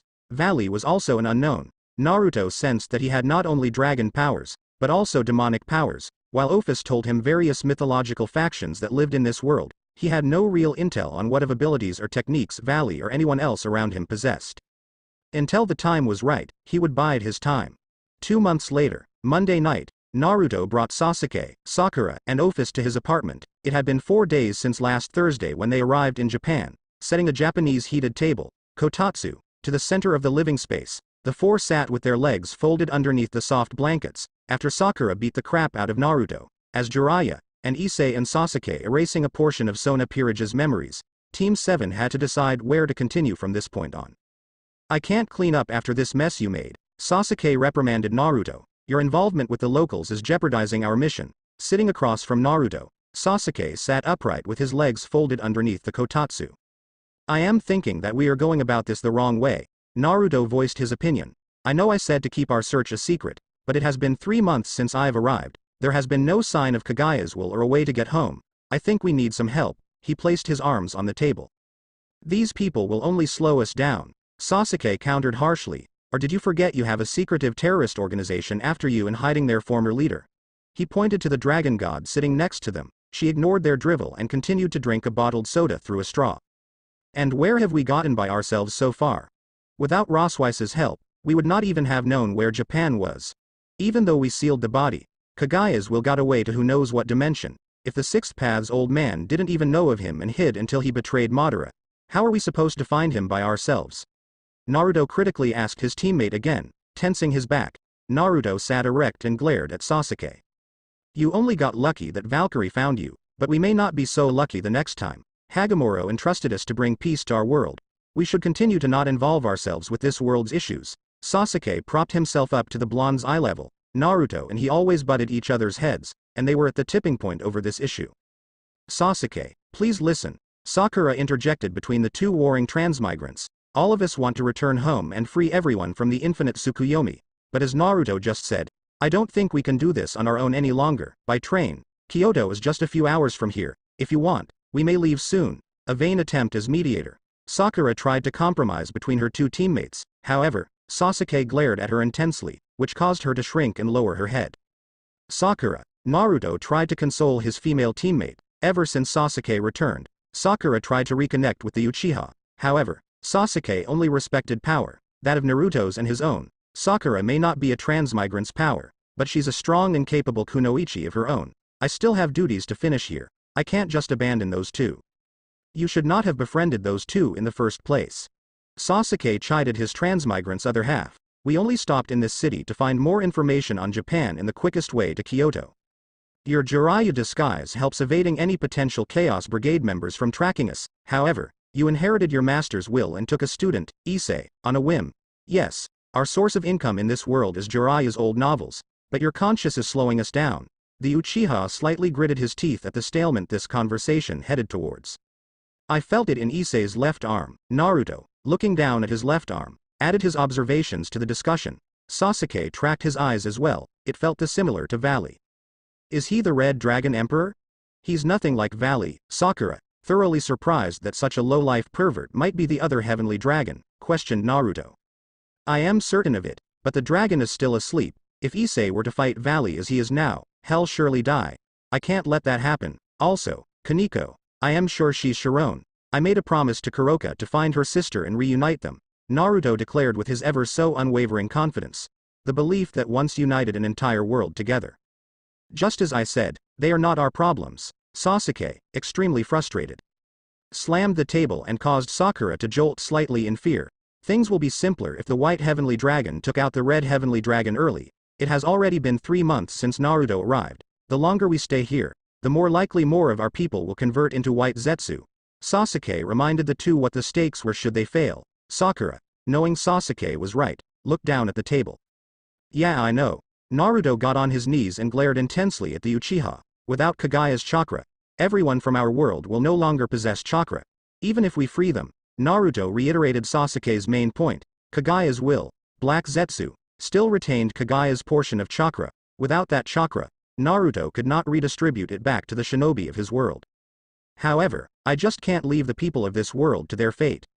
Naruto solemnly looked down at the table, just like our world. Meaningless fighting and senseless war are everywhere. The clones I set out to scope the world in the memories that return to me. I can see the bloodshed, the hatred. Naruto, the child of prophecy of the shinobi world, clenched his eyes. Displaced refugees from Central America and the Middle East were landless because of a dark history of war. Israel, Gaza, Ukraine, Syria, and many other countries of this world were at war. The two great superpowers, United States of America and Russia, We're once again at a Cold War state where the two countries used smaller countries as proxies in order to battle one another, a vicious cycle of hatred. The Land of Fire and the Hidden Leaf have grown too big. To protect their national interests, they forced feudal clans to wage war against each other and profited from it. Otherwise, the people of the villages would have starved. As it happened, our little nation and its villages became the battlefield at which the great nations waged their war. Each time they did, our nation was ravaged and laid to waste. After many such battles, the great nations stabilized, but our small nations suffered and barely recovered. As long as the shinobi culture exists, there can never be true peace and order. In order to try to protect something that's precious, wars are waged. As long as there is love in this world, there's also hate. Some will take advantage of that hatred. As long as we have this ninja system, this monster known as hate will live and give birth to more pains. And pain. I can feel their bottomless pain. Naruto, with his potent ability to link to other people's energies, could also sense their emotions and thoughts. Nagato's and Minato's words replayed in his head each time a clone sent back memories and information from wherever in this world he was. His right hand clenched his chest, and I don't know how to achieve true peace yet. That just means I can't stand at the sidelines and let everything in this world go to waste. However, you once said it was everyone who cares about you that helped you get to where you are now. If you forget others now because you have power, and become arrogant and egotistical, you'll eventually become just like Madara. No matter how powerful you become, do not try to shoulder everything alone. If you do, you will surely fail. Your brother, Itachi, told me that you can become a Hokage only when other people acknowledge you.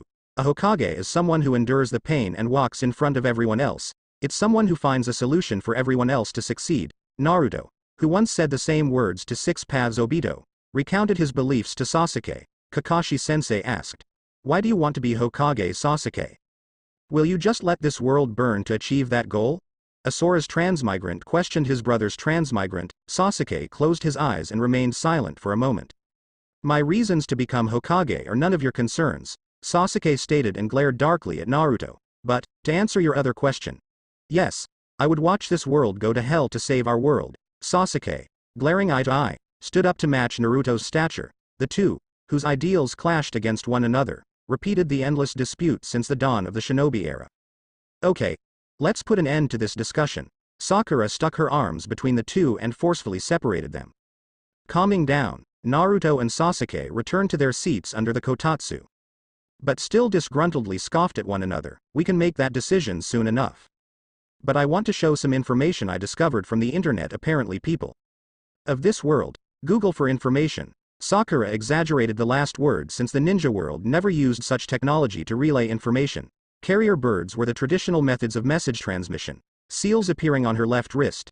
Sakura pulled out a stack of paper and placed it on the desk. The boys, curious, picked a random paper from the pile and read the contents. Eyes widening, they quickly skimmed through the rest.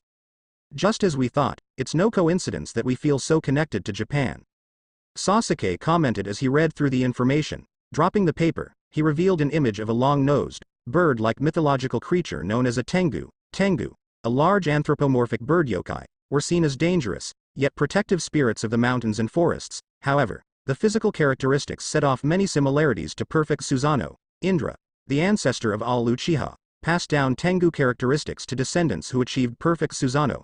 How and why? Take a look at this as well. Naruto exchanged Sasuke his paper. On it was a picture of a nine-tailed fox, Kyubi, in Japanese folklore. A kitsune, or fox spirit, was portrayed as a trickster. The older a kitsune aged, the more tails the fox yokai acquired until the 9 limit. Other images displayed pictures of a tanuki, nekomata, and ushi oni, shukaku, matabi, and gyuki. They greatly resembled these spiritual beings respectively. A tanuki, raccoon in Japan, was mischievous, jolly, and a master of disguise and shapeshifting, but sometimes absent-minded. Yeah, that described Shukaku. Nekomata.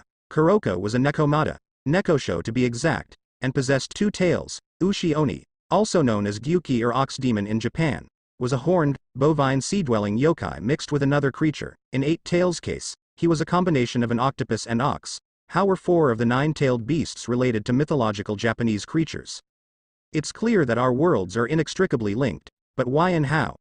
Sasuke asked the question aloud to no one in particular, placing his elbows on the table, interlocking his fingers, and lowering his mouth. Sasuke brainstormed possible explanations as to the reasons why Naruto and he were so related to this world. Ophis. Sakura directed her attention to the dragon god who finished her soda. You've lived for a long time, do you have an explanation? For the time I've lived amongst humans, I have never come across a person as interesting as you, Ophis cryptically said while looking at the blonde ninja. I take that as a no, Sakura sighed and sat back underneath the kotatsu. In any case, this revelation only entails us to leave this pit stop and continue to our predetermined destination, Kyoto. Sasuke used the new information to further support his argument against Naruto's desire to stay in this city. Naruto, knowing deep down Sasuke was right, was hesitant to abandon Issei and leave before he heard Kaniko's answer. Just give me some time to think. Naruto looked away from Sasuke and Sakura. I'll decide later on. The longer you push this issue, the more time it'll take for us to get to Kyoto. Sasuke reiterated his argument once more before standing up and making his way to the door. Sakura followed him as well. Don't you guys want to shower and eat something? Naruto hospitably asked his two guests. Remember Naruto, the way we are now, we don't really need to eat, sleep, or clean ourselves unlike before. Sakura solemnly reminded her blonde teammate of the plight Sasuke and Sakura were in. Sticking her hand underneath her shirt, she pulled out a necklace connected to a black rod. We can't go anywhere without you anyways, so you will have to decide our next move. She also mentioned whether Sasuke or Sakura like the situation or not. Right. I always forget. Naruto looked away from his two friends. Sasuke faced outside the door of his blonde counterpart's apartment, while Sakura looked down at her feet. Naruto touched the black rod strung around his neck. With that, the two closed the apartment door behind them. Hey, Naruto, you there? A deep voice echoed in Naruto's head. In response, he assumed lotus position, closed his eyes, and meditated. When he opened his eyes, Naruto, standing in a dark space, saw the four aforementioned tailed beasts, Shukaku, Matabi, Gyuki, and Kurama. The large sand tanuki, with blue markings riddled across his body, looked rather perturbed about something. Matabi, with her flaming blue fur, sat on her rear. Gyuki rested on his tentacles and knuckles. Kurama, 9 tails flowing freely, also sat on his behind. It had been a while since Naruto talked to them. Hey you guys. How's it going? Where are the others? Naruto, resting both hands behind his head, greeted his peers with a foxy grin. Naruto, the 8 tails started. We know we should nt disturb you, but we requested your attention. This matter pertains mostly to us, so the others decided not to interfere. I assume you know what we are talking about. Yeah. Naruto understood Gyuki referred to the information Sakura dug up from the internet.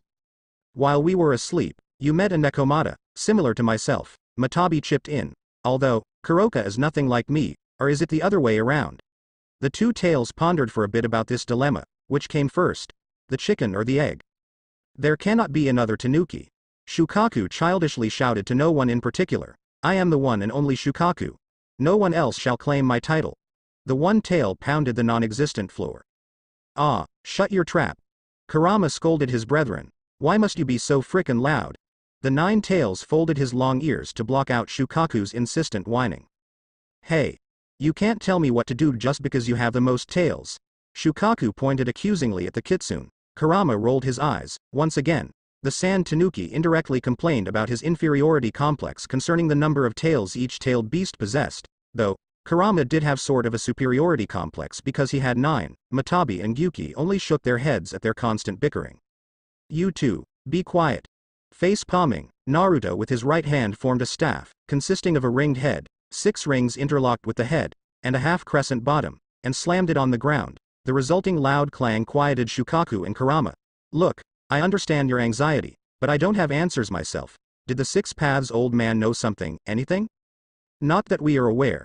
Kurama, shaking his head, answered empty-handed. We never had time to question the old man. After he used the creation of all things and split the Shinju's chakra into the 9 of us, the old man soon passed on. We, just born, were overcome with grief at his death, and never questioned why he chose our particular forms and shapes.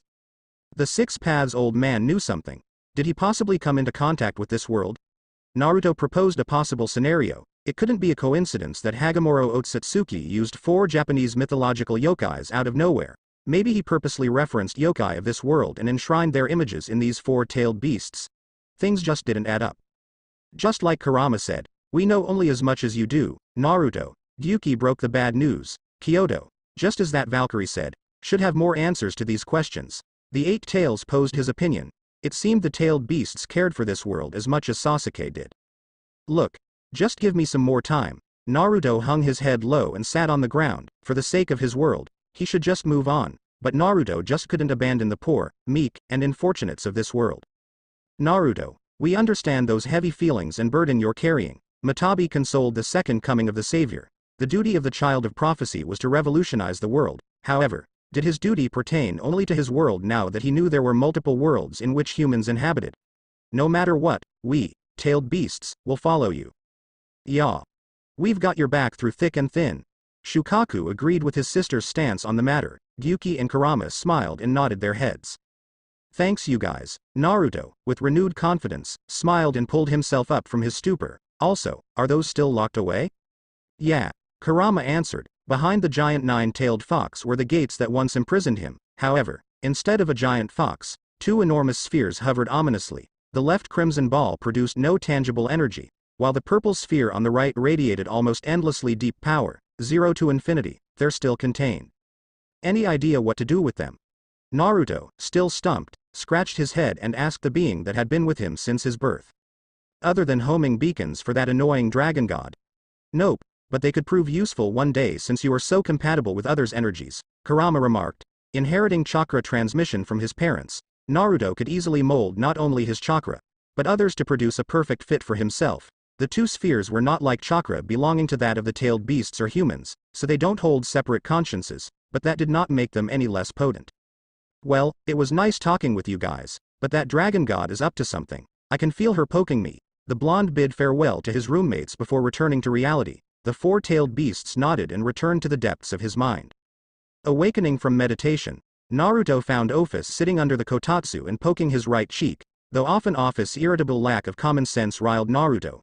This time the dragon god's awkwardness served as comedic relief. The shinobi smirked and finally knocked Office's hand away. Then, he leaned back with his arms as support. Normally, Naruto was an energetic, happy-go-lucky fellow. But after what happened a few months ago, he had to reevaluate his goals. Sasuke was right in some aspects. Naruto, hailed as the child of prophecy, was destined to save his world. The victory over Kagaya felt hollow. The longer he was stuck in this world, more of his people would succumb and become white Zetsus. However, Team 7's initial method produced no results. Black Zetsu, Kagaya's will, was still at large as well. There also was no conceivable way home. Not only the Chaos Brigade, but every mythological power seemingly desired Naruto for various reasons. Kyoto, as Rossweiss suggested, might hold some answers. What is your answer? Office, emotionlessly staring at him, asked the all-too-prevalent question. I don't know. Naruto stared up at the ceiling. Everyone from his world placed their hopes and dreams on his shoulders. This wasn't the first time Naruto had failed, but the magnitude of the situation bore a heavy burden on his mind. I have lived amongst humans for an immeasurable amount of time. There are still mysteries in this world I do not hold answers for. Office replied back with some form of cryptic pep talk. The dragon god always had an unusual way of relaying her thoughts. You think there's really an answer out there? Naruto asked the aged old being, to which she nodded. Thanks, but I just can't abandon this world. So much pain and violence. They remind me of my world. No one understands one another. No peace seems possible. A cursed and vicious cycle of hatred. Naruto closed his eyes for a bit as he recalled the words of those who preceded him. You might try to find meaning in war, but all there is loss and unbearable pain. All that senseless death. It unleashes a cycle of violence and hatred that never ends. War only creates more war. And those are the things you will face in the coming days, Naruto. Hagamoro, Asura, Hashirama, Madara, Tobirama, Hiruzen, Jiraiya, Minato, Kushina, Obito, Yahiko, Konan, and Nagato. All looked for their own solutions to this problem. The victory over Kagaya seemed even more empty than previously thought.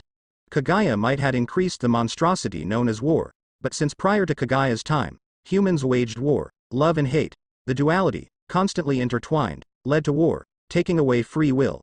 Just as Madara and Obito mistakenly desired, was not true peace, under the constant fear of nuclear-caliber weapons or combined tailed beast destruction, as Nagato once aimed for, was not true peace either. Peace seemed so out of reach.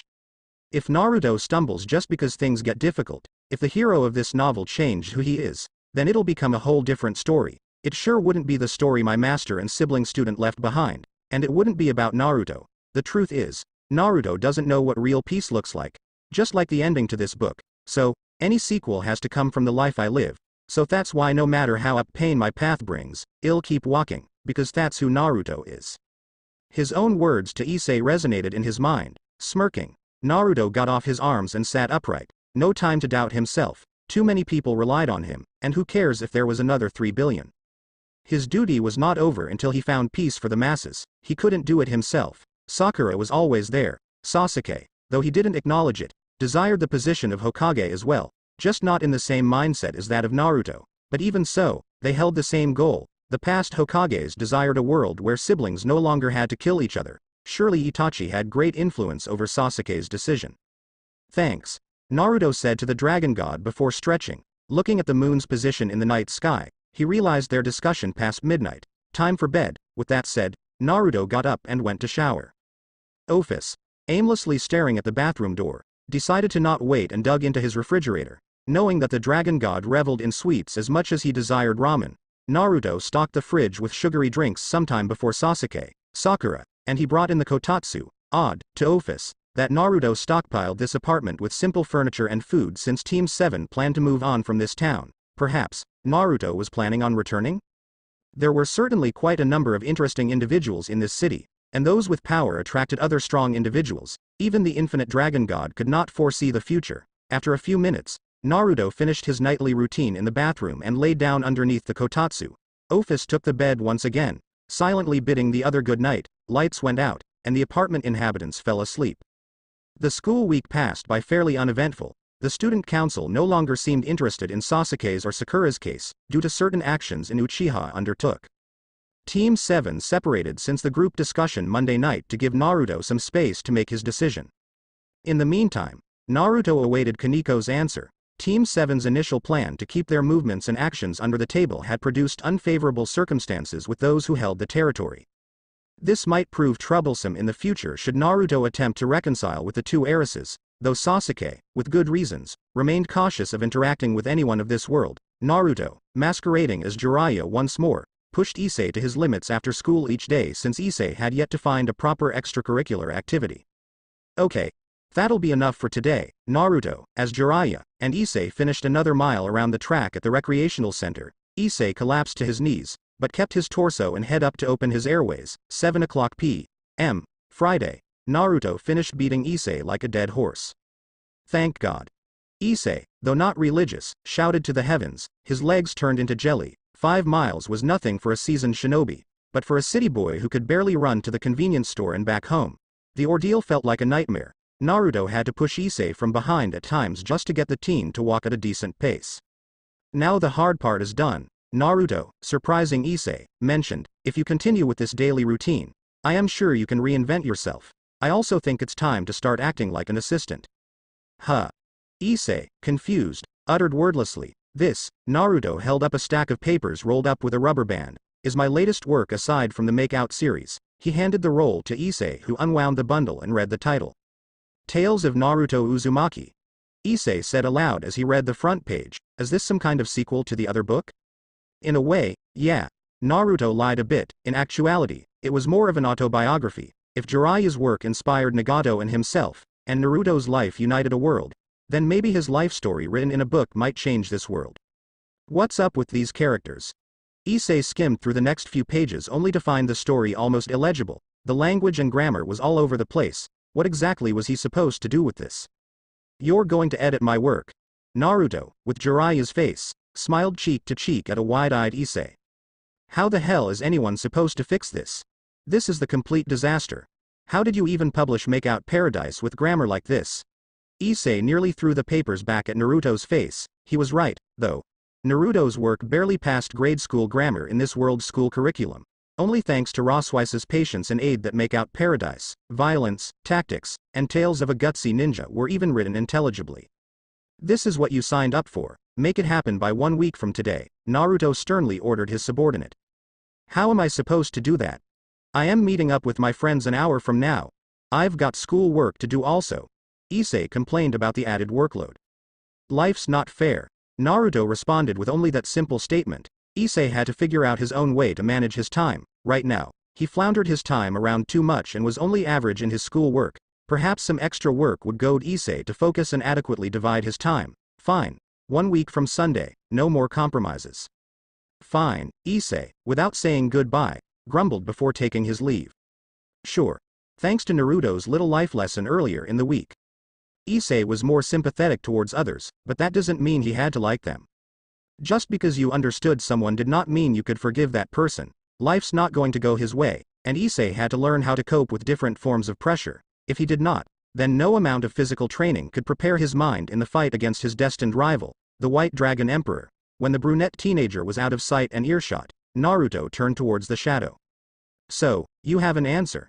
Naruto, as Jiraiya, asked as if he were talking to the air. Out of the entrance door shadow, Kaneko revealed herself. Tailing Issei was her original mission, but also coincided alongside Jiraiya's movements, standing within talking distance, but far enough to be out of physical reach.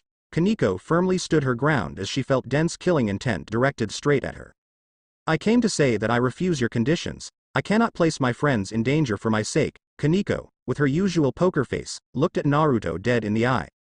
Is that your final answer?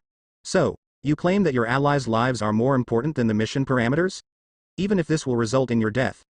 Narrowing his eyes, Naruto directed more killing intent at Kaneko.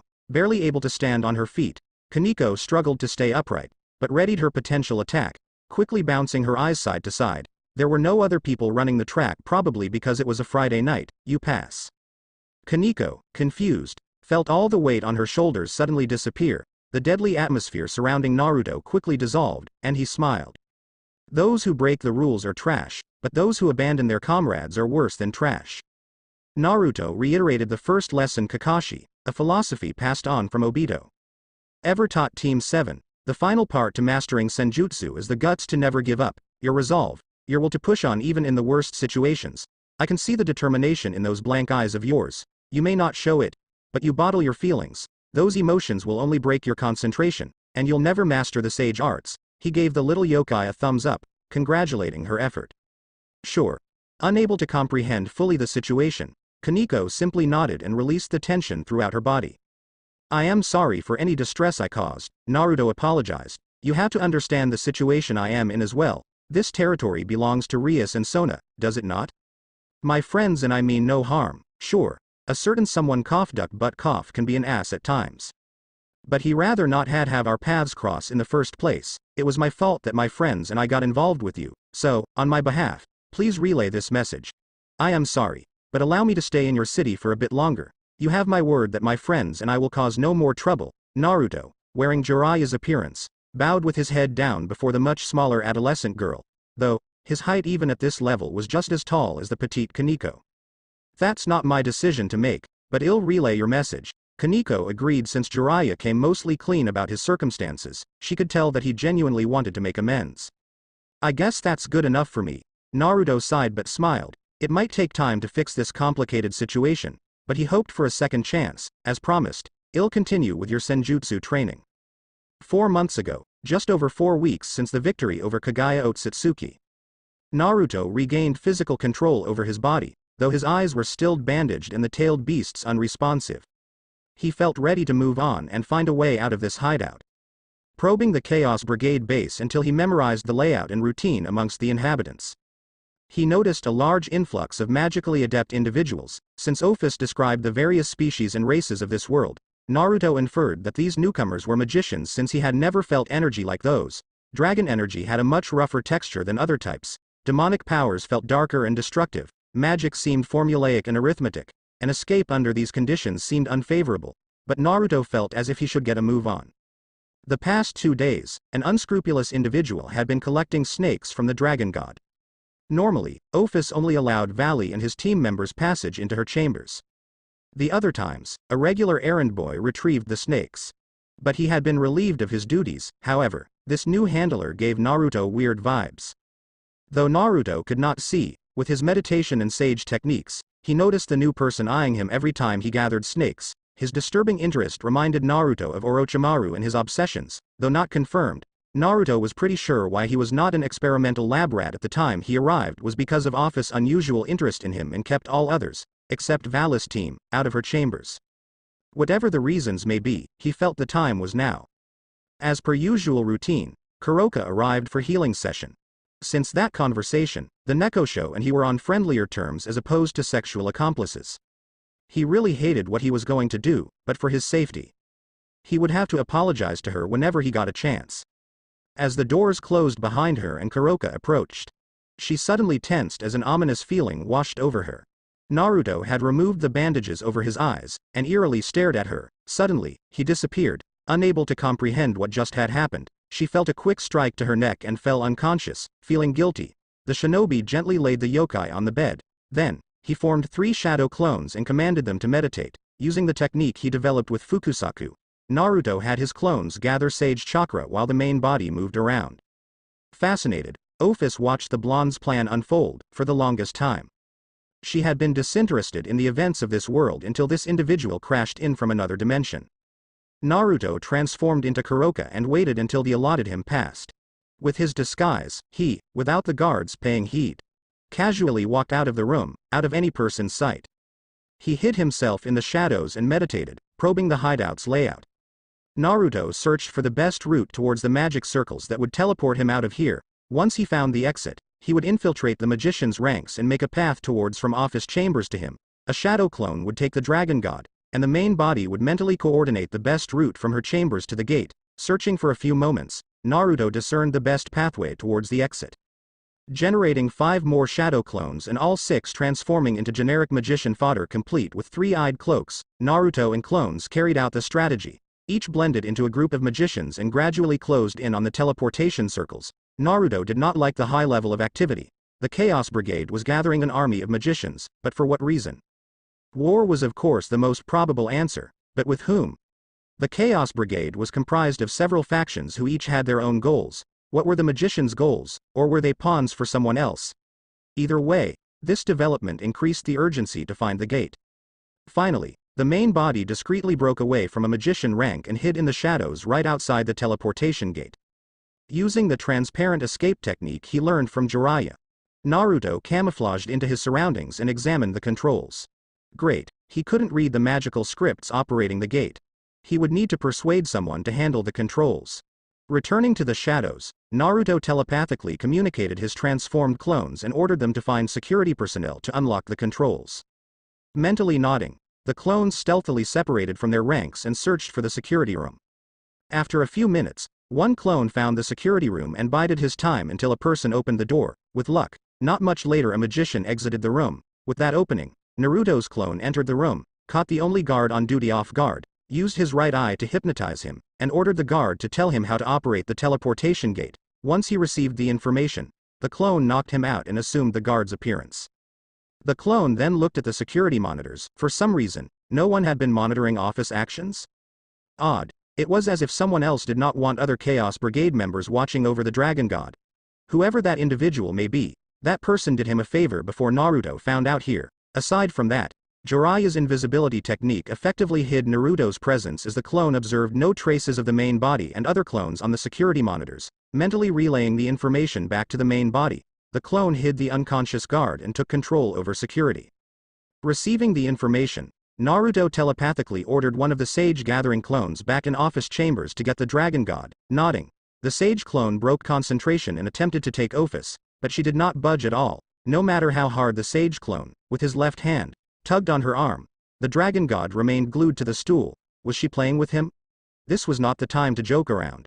Did the Dragon God even have a sense of humor? Hey, come on. The Sage clone grunted as he vainly pulled. We've got to get out of here. This is my organization. I shall not leave, Ophis reasoned nonchalantly. It was like trying to reason with a captain who adamantly wouldn't leave a sinking ship. You really think they're going to help you kill Great Red? Hell, since I've been awake, I haven't felt a single energy signature close enough to match a fraction of your power.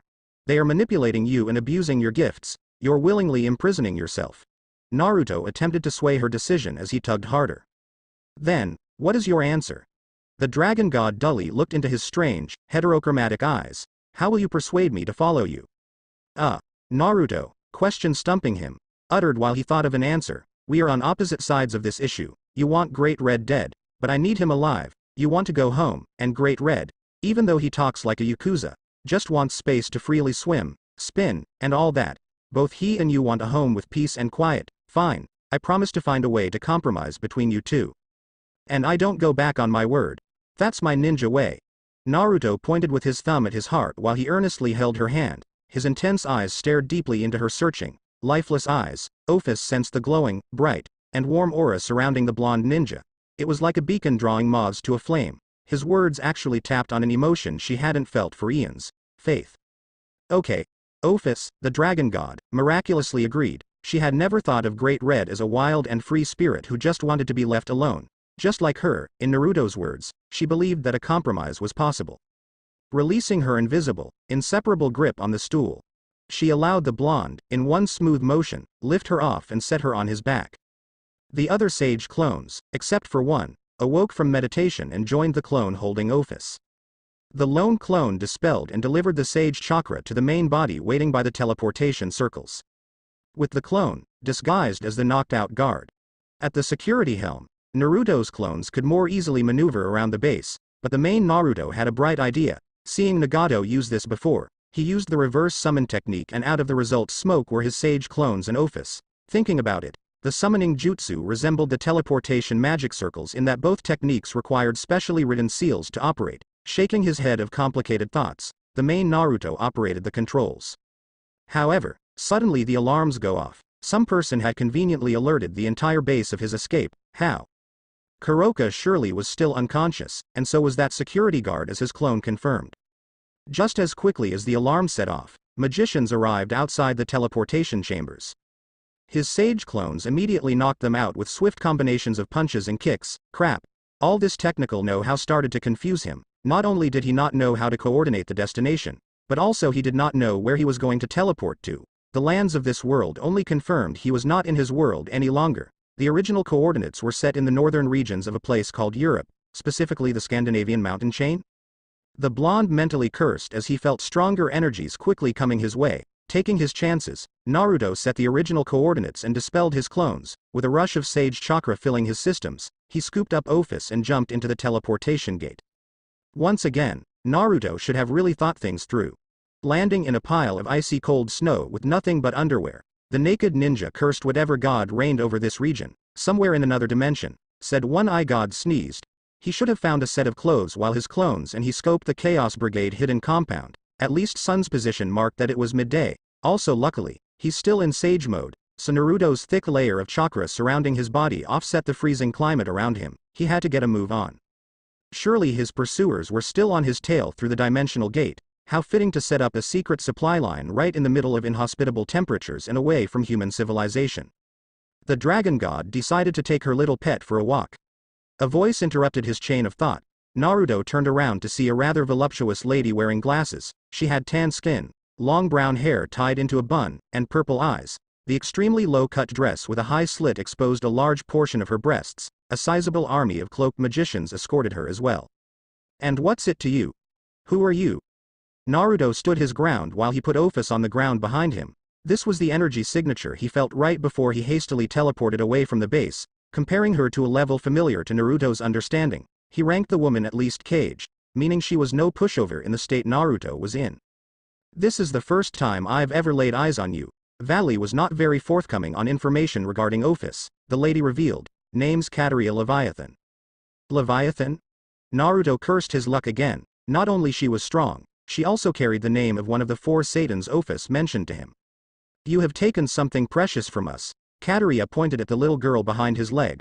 I advise you return the dragon god and go back into your cage. Yeah, right, and after all the trouble I just went through? Naruto answered rhetorically. You guys left her all alone in a room with barely any lighting and manipulated her for who knows how long, abused her gifts just to obtain whatever your selfish goals may be. No decent person can let that slide. The blonde child of prophecy preached. Emotions ran high as Naruto remembered the shinobi political structure and balance built upon the trading of the tailed beasts by the first Hokage, Hashirama Senju, feared and envied for their power. The tailed beasts were sealed like animals and abused for their strength. Naruto immediately performed his first signature technique right after he completed his harsh lecture. Instantly, an army of shadow clones appeared around him. However, to save chakra, these clones were not in sage mode since their targets were the cannon fodder magicians with the descendant of the former Satan Lord. He had to get this over with and fast before reinforcement arrived or before he succumbed to the cold. Without warning, the shadow clone army disappeared instantly. Kateria's eyes widened. She felt nothing at all. Those clones did not just simply move. A few clones strayed away from the group in order to gather natural chakra, while another whisked the dragon god away. With the cannon fodder dealt with, Naruto and Kaguya locked eye to eye. I see. Kaguya narrowed her eyes. I cannot pursue that one until I deal with you, whom I assume is the original. What we all witnessed just a month ago was not for show. The progeny of the original Leviathan analyzed what she just observed. He had an ability to produce large numbers of solid clones, unlike the illusions yokai wielded. However, the most frightening power she had seen was his speed. Was it a form of teleportation? Devils teleported with magic circles to get over long distances, but the initiation speed was nothing compared to Naruto's startup time, which was nearly instantaneous. What are you talking about? Naruto asked as he flexed his fingers. He was on his own in this fight since the tailed beasts were not responding. Nothing you need to concern yourself with. Kaguya quickly held up her hand and created a large demonic circle. She launched a black beam of demonic energy straight at the blonde. The blast devoured everything in its path, diverted upwards, and took out a mountain top. She expected, of course, that attack would miss as her target was right behind her. At the last moment, she twisted her abdominals so that Naruto's punch from behind missed her body. However, a great force still plowed through her entire body, and Kaguya was thrown away with such strength that her impact cracked a mountainside. Naruto, dumbfounded at his attack, didn't know his frog kata was that strong. No, his physical strength was not this powerful unless Kurama backed him up. He easily dodged the Leviathan's last attack thanks to this left eye of his, but Naruto felt the gap between each time he could instantaneously switch around the battlefield within this left eye's range. Unable to further contemplate on his unusual physical strength, the shinobi observed Kaguya flying back to the battleground. Without shadow and light style offered from the Six Paths Sage Chakra, Naruto could only fight on a two-dimensional plane while his opponent had freedom in the air. The ninja formed his signature hand signs. A windmill shuriken poofed into existence. The blonde ninja quickly grabbed his new weapon and expertly threw it at his opponent. Not expecting such a quick response, Kaguya dodged the spiraling shuriken, but did not expect a second one hiding in the shadow of the first windmill shuriken. She managed to avoid the second as it grazed her flawlessly smooth abdominal obliques. However, looking for her opponent, Kaguya felt his ominous presence behind her. Twisting her arms backwards, Naruto, using his newfound physical strength, brought her two appendages behind her back, crossed them over each other, flipped in midair several rounds to gain centripetal force, compounded that energy with natural gravity, and smashed the Leviathan several meters into the mountain rock beneath the snow. The resulting impact created a crater several kilometers in radius around the epicenter. Naruto leapt off her shattered body. With Sage Mode, he sensed no active life flow in her aura and considered her unconscious. However, when he was about to depart, a powerful and infinite energy exploded from her limp body. The blonde jumped away from the increasing power as it mended her shattered body. That was quite a wallop there. Kaguya angrily remarked about her opponent's melee combination. She had seen this ability when a senjutsu user entered hand-to-hand combat. That only meant she could not get in close to this adversary. I can see why Ophis has taken such a liking to you. I will thank her later for this. The descendant of the great sea monster written in the Old Testament of the Bible revealed a dark, transparent wriggling serpentine creature emitting from her black aura. That's one of Ophis' snakes. Naruto knew of the power those serpents held. After all, it was only thanks to one of those snakes that he survived near chakra depletion and immune rejection of his eyes and left arm. With this, my power will reach that of the former Satan Lord, my ancestor, the Leviathan. Kaguya laughed maniacally as the power rushed throughout her body. I am going to enjoy this. Holding her right hand forward, Kaguya formed a demonic circle. Naruto, with Sage Mode, sensed that her power heightened several folds. Luckily, the delay in his left eye already passed, and he instantaneously switched positions with one of his transformed clone windmill shurikens lodged in the snow. Gaining his footing, Naruto charged head-on with his newly superpowered frog kata. However, Kaguya pulled a trick out of her own sleeve. Her arms increased in length and aimed straight at him. Using his right eye in Sage Mode, Naruto foresaw his opponent's movements and precisely maneuvered around her outstretched limbs. At the last moment, the ninja realized that her arms had ensnared his movements. Madly grinning, Kaguya redirected her outstretched hands and fired demonic energy at the trapped blonde. Just as before, Naruto switched positions with a chunk of snow right behind the Leviathan. However, a mass of stretching arms erupted from the ground and constricted him. Kaguya seemed much more cunning than she lead on, testing his teleportation ability. The Satan Lord descendant timed the interval between each of Naruto's teleportations. With her left arms, she aimed right for the blonde's head and prepared to fire before the interval ended. Naruto wriggled fruitlessly as even his newfound physical augmentation to his Sage mode could not free him from her Ophis serpent-empowered grip. Out of desperation, the shinobi roared at the top of his lungs and repelled the appendages wrapped around his body. The force of the shockwave threw Kateria over a mountain in the distance. Naruto, freed from his imminent decapitation, panted as the last of his natural chakra dissipated. That's why he had several clones gather natural energy, as the battle was not over yet. After one of his sage-gathering clones burst and returned with his natural energy, Naruto grinned ironically when he realized what exactly was going on. Even after death and in an entirely different plane of existence, his friends, Sasuke and Sakura, continued to support him, and he's going to make the most of his departed comrades' gifts. Not only that, but he was finally getting used to these eyes. Hearing an explosion in the distance, Naruto felt the last of his clones disappear as Kateria vented her anger on his clones and her own magicians. "You're just full of surprises," she commented and spat out the blood accumulating in her mouth.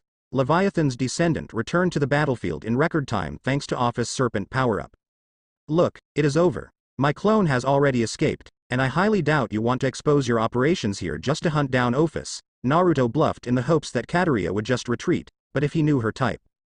I'll be the judge of that. At this point, Kateria's anger blew through the roof as she charged up an enormous ball of demonic energy. Was she going to blow away this area in the hopes that the level of destruction would outstrip his teleportation range? Villains just don't give up. Well, he wasn't as if he could complain since that was his motto too. Naruto held up his left hand and pointed his palm at the charging devil. Kateria felt an irresistible attraction that pulled her straight towards the blonde at speeds such that the air resistance paralyzed her limbs. The blonde reared his other arm back and charged his chakra into a single point. Unable to escape her fate, the Leviathan watched as if in slow motion. Naruto twisted his back foot and threw his super-powered punch right into Kateria's gut. The force distorted the woman's body as her cervicothoracic region of her body and legs launched forward due to inertia, and her midsection bent backwards as Naruto's fist dug deeply into her abdomen. With a final roar, Naruto punched Kateria straight through the stratosphere. A faint twinkle in the sky marked the fight's end. Naruto breathed deeply in relief that the fight was over. Mentally communicating with the clone that escaped with Ophis, he disappeared in a poof of smoke as the clone reverse summoned the main body. Sitting at a large, circular conference table, the Governor-General of the Fallen Angels and Grigori Azazel casually leaned back into his leather chair while his second-in-command, Shamhaza, stood next to him, eyes twitching. The Vice-Governor-General was infuriated with his superior's carefree manner. The three great powers were about to reconvene after a month since that incident. Azazel had the attitude to call up the other powers for a get-together like little girls at a slumber party. Even though he had a devil wife, Shamhaza, still bitter from the loss of his comrades, did not agree with cooperation between the three due to the great loss of fallen angels during the Great War. Only excruciatingly dire circumstances, such as the two heavenly dragons and most recent incident, would coerce him to set aside deep-seated grudges. At the scheduled time, 4 holographic 3D models appeared at the conference table. The Devil's representatives, Sirzek Lucifer and his queen Graphia Lucifuge, and Heaven's representatives, Archangel Michael and the strongest woman in heaven Gabriel, arrived at the meeting. Well, this is quite an event. The oldest son of the head of the Gremory House initiated the talks. We haven't talked to one another since the confirmation of Great Red's existence. Great Red, one of the two beasts mentioned in the Book of Revelation. His existence was only speculated because it was written in the Bible. However, all myths and legends had to have started from some event grounded in reality. If one beast exists, then there's a chance that the second is as well.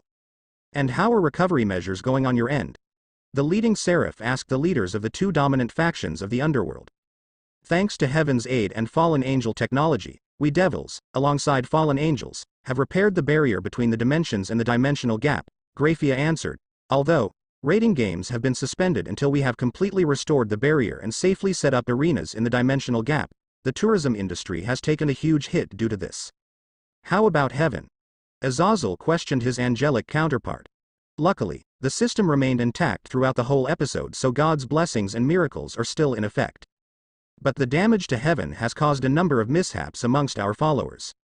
Michael solemnly closed his eyes. Because of God of the Bible's death, he has had to control God's system, but not to the same degree as the Almighty Lord once did. Wars between the Abrahamic religious factions erupted time and again amongst the followers. The Crusades, anti-Semitic persecution, and most recently the wars of the Middle East since the turn of the century. Ironically, the soldiers who believed that the wars were in God's name fueled God's system. Well, that's good, Azazel admitted. If heaven no longer existed, then the balance between good and evil would have fallen, and in turn, more chaos. Aside from the recovery efforts, we, Grigori, have been examined the data from that incident 1 month ago, and we will be willing to share our information if you, Searsex and Michael, would be willing to accommodating in completing the entire picture. Yes, you mentioned that in your message. Searsex held up an AR generator Azazel mailed to both the angels and devils. However, we would like to know where you were during that incident. Well, Azazel scratched the back of his head. There has been unusual movement lately in the human realm and underworld. Certain humans, whom I believe possess sacred gears, have been disappearing. Also, certain groups who don't agree with the current devil leadership have been more active than normal in the rural areas. The Governor General of the Fallen Angels relayed his findings. Sir, are you sure it's wise to so openly discuss this? Shemhaza hesitantly protested against his superior's carefree attitude. Relax. Azazel offhandedly waved off his second-in-command. There has been enough conflict to last an eternity. I am just curious as to what peace looks like. That comment caught all the participants in the room off guard. And that's the real reason as to why you called us here. To discuss peace between the three great powers. Michael doubtfully questioned his fallen counterpart. Even the leader of the angels did not believe his words. Not particularly, but if talks go that way, I wouldn't mind. Azazel leaned forward and rested his elbows on the round conference table. The main reason I requested both of your attendance, I already mentioned, as a sign of future talks. I'll place my cards on the table. Azazel placed his own AR generator on the table and activated it. The device transformed the conference room into a visual replica of the environment in the dimensional gap. Right at the center of the conference table was a holographic, miniature model of Great Red. This is what the Grigori was able to produce from the data we obtained. But as you can see, the image is very static and blurry due to instrument and computer failure. That's why I called on both the angels and devils. I hope we can share data gathered between us three and compose an entirely complete record of the event that transpired a month ago. The fallen angel leader explained the issues on his end. Mihal, Searsex, Graphia, and Gabriel reluctantly looked at each other before making a decision. Since you so graciously pioneered these talks, we can't just refuse your offer. Searsex smiled genuinely. The 4 current Satan lords certainly were carefree as well. Lord Searsex, Graphia halted her husband and king. You sure it's wise to divulge such information? Not only that, you stored this data without my knowledge. A dark aura surrounded his maid of a spouse. Searsex chuckled sheepishly as he defied his wife. Shemhaza agreed with her warnings though. If he were in Azazel's position, this meeting would have never occurred. On behalf of the angels, suppose we shall cooperate as well. Michael smiled as well. Both of them revealed a USB containing their respective data. The devil and angel leaders seem to have thought of this possibility. Peace, though very far, took its first step. You say that peace talks were not part of the agenda. Yet you are subtly prodding the angels, fallen angels, and devils toward that path. You know me better than that. I would never contrive such a situation to benefit all 3 great powers, Azazel sarcastically remarked about Michael's observation. The 3 complied their respective data and assembled a complete record of the event that occurred about a month prior. The augmented reality version of Great Red refined in quality until all participants at the meeting had a clear holographic image of the biblical beast of the apocalypse. Not just that, but their combined data was able to fully recreate the entire battle such that everyone could easily examine every detail of the golden fiery warrior fighting alongside the Great Red against the horned, white-haired, 3-eyed woman.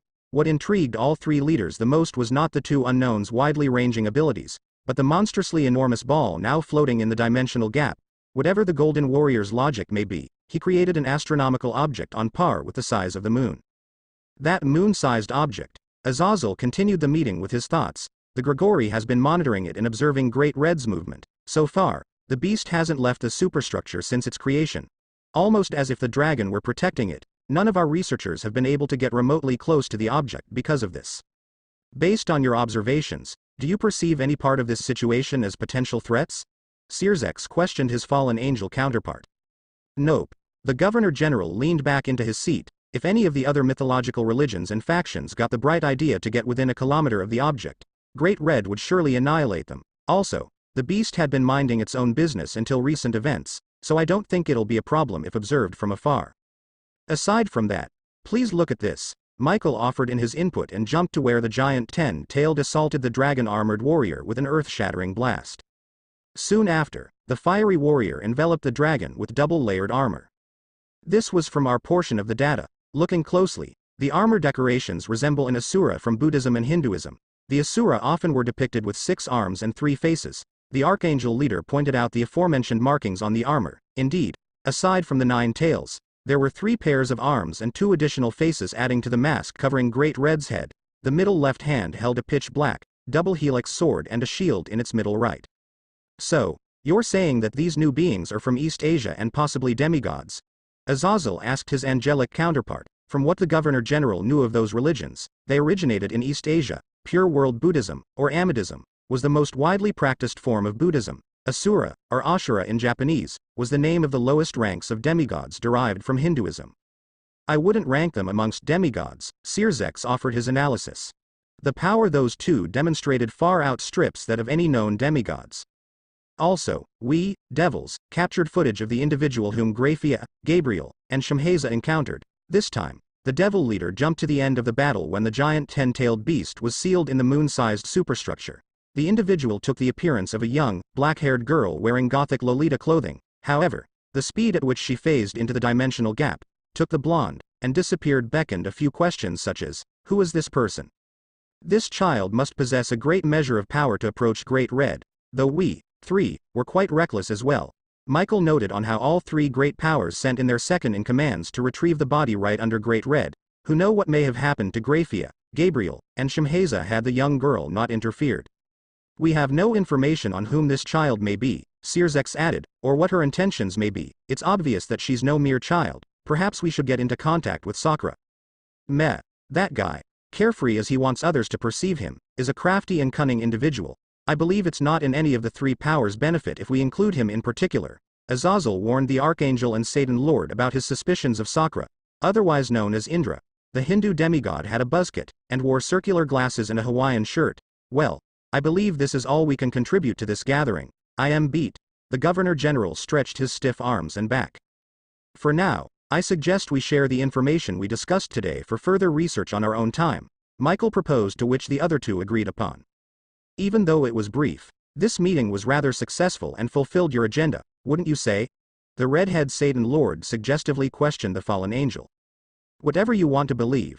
Azazel raised his hands as if caught red-handed. It'd be nice for the 3 of us to get together again in future. Maybe some coffee? Sir, Shemheza advised sternly. Traditionally, the 3 great powers never gathered like this, and even more radical, they helped one another. Ah, lighten up. We got what we came for. It just so happened that our guests benefited as well. A coincidental outcome. That's all this meeting was about. The Governor General of the Fallen Angels waved off his second-in-command's warning. So you say? Michael couldn't help but smile from his antics. Anyhow, I henceforth call this meeting of the 3 great powers adjourned. Azazel stood tall and spoke in a false, seriously tone. With that, they departed, each with a complete copy of Naruto's final bout against Kaguya. Meanwhile, a 12-legged horse arrived at a scene of devastation, mountains cracked or destroyed. Craters ranging from meters to kilometers in diameter. And heavy demonic energy residue lingering all over the ground. An old, one-eyed, long gray-haired person stepped off his mighty steed onto the ice-cold snow of the Scandinavian mountain range. Following close behind was his young bodyguard, a beautiful long, silver-hair battle maiden. She wore the traditional Valkyrie armor consisting of a white chest plate with gold and pale blue accents, matching fingerless gauntlets, boots, hip guards, and wing-shaped hair clips. She also wore a black leotard underneath her chest armor, black thigh-high stockings, and a pale blue cloth wrap underneath her hip guards, all of which were clad with pink lacing along with her hair clips. The 2 surveyed the empty battlefield before them. Lord Odin, what do you believe happened here?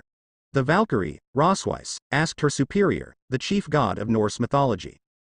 Dunno, the old god shrugged. Whatever happened and whomever the culprits involved, they all hightailed out of here before we could have arrived. This level of destruction would require a deity of considerable strength at minimum, not only that there are no traces of bodies around, who would wildly go and destroy this serene landscape. Rosweiss analyzed and posed a possible scenario for the source of the scene in front of the 2. Whoever caused this certainly is no longer here. That means it's no longer my problem. Odin casually waved off the entire situation and mounted his horse, Sleipnir. Sir. Rosweiss scolded her boss for batting an eyelash. This region is your responsibility, and a powerful individual slipped underneath the Norse god's territory. You cannot just walk away without a definite answer. The Valkyrie whacked the god upside the head. Ah. Stop being a hard ass. Odin rubbed the area his subordinate hit. There are some pressing matters I must attend to. You mean peeping on the female mage's locker room again? How about the time you went to the human realm and got arrested for spying on women changing? Or the time you bought out a brothel? Or, his bodyguard rambled off the various misdemeanors her superior committed over her time underneath his supervision. However, she failed to notice he had already left while she vented her anger to nobody. At her foot was a piece of paper which she picked up and read. Hey, Rossweiss, as much as I enjoy listening to your speeches, I went on ahead and given the responsibility of finding those involved to you. Have fun.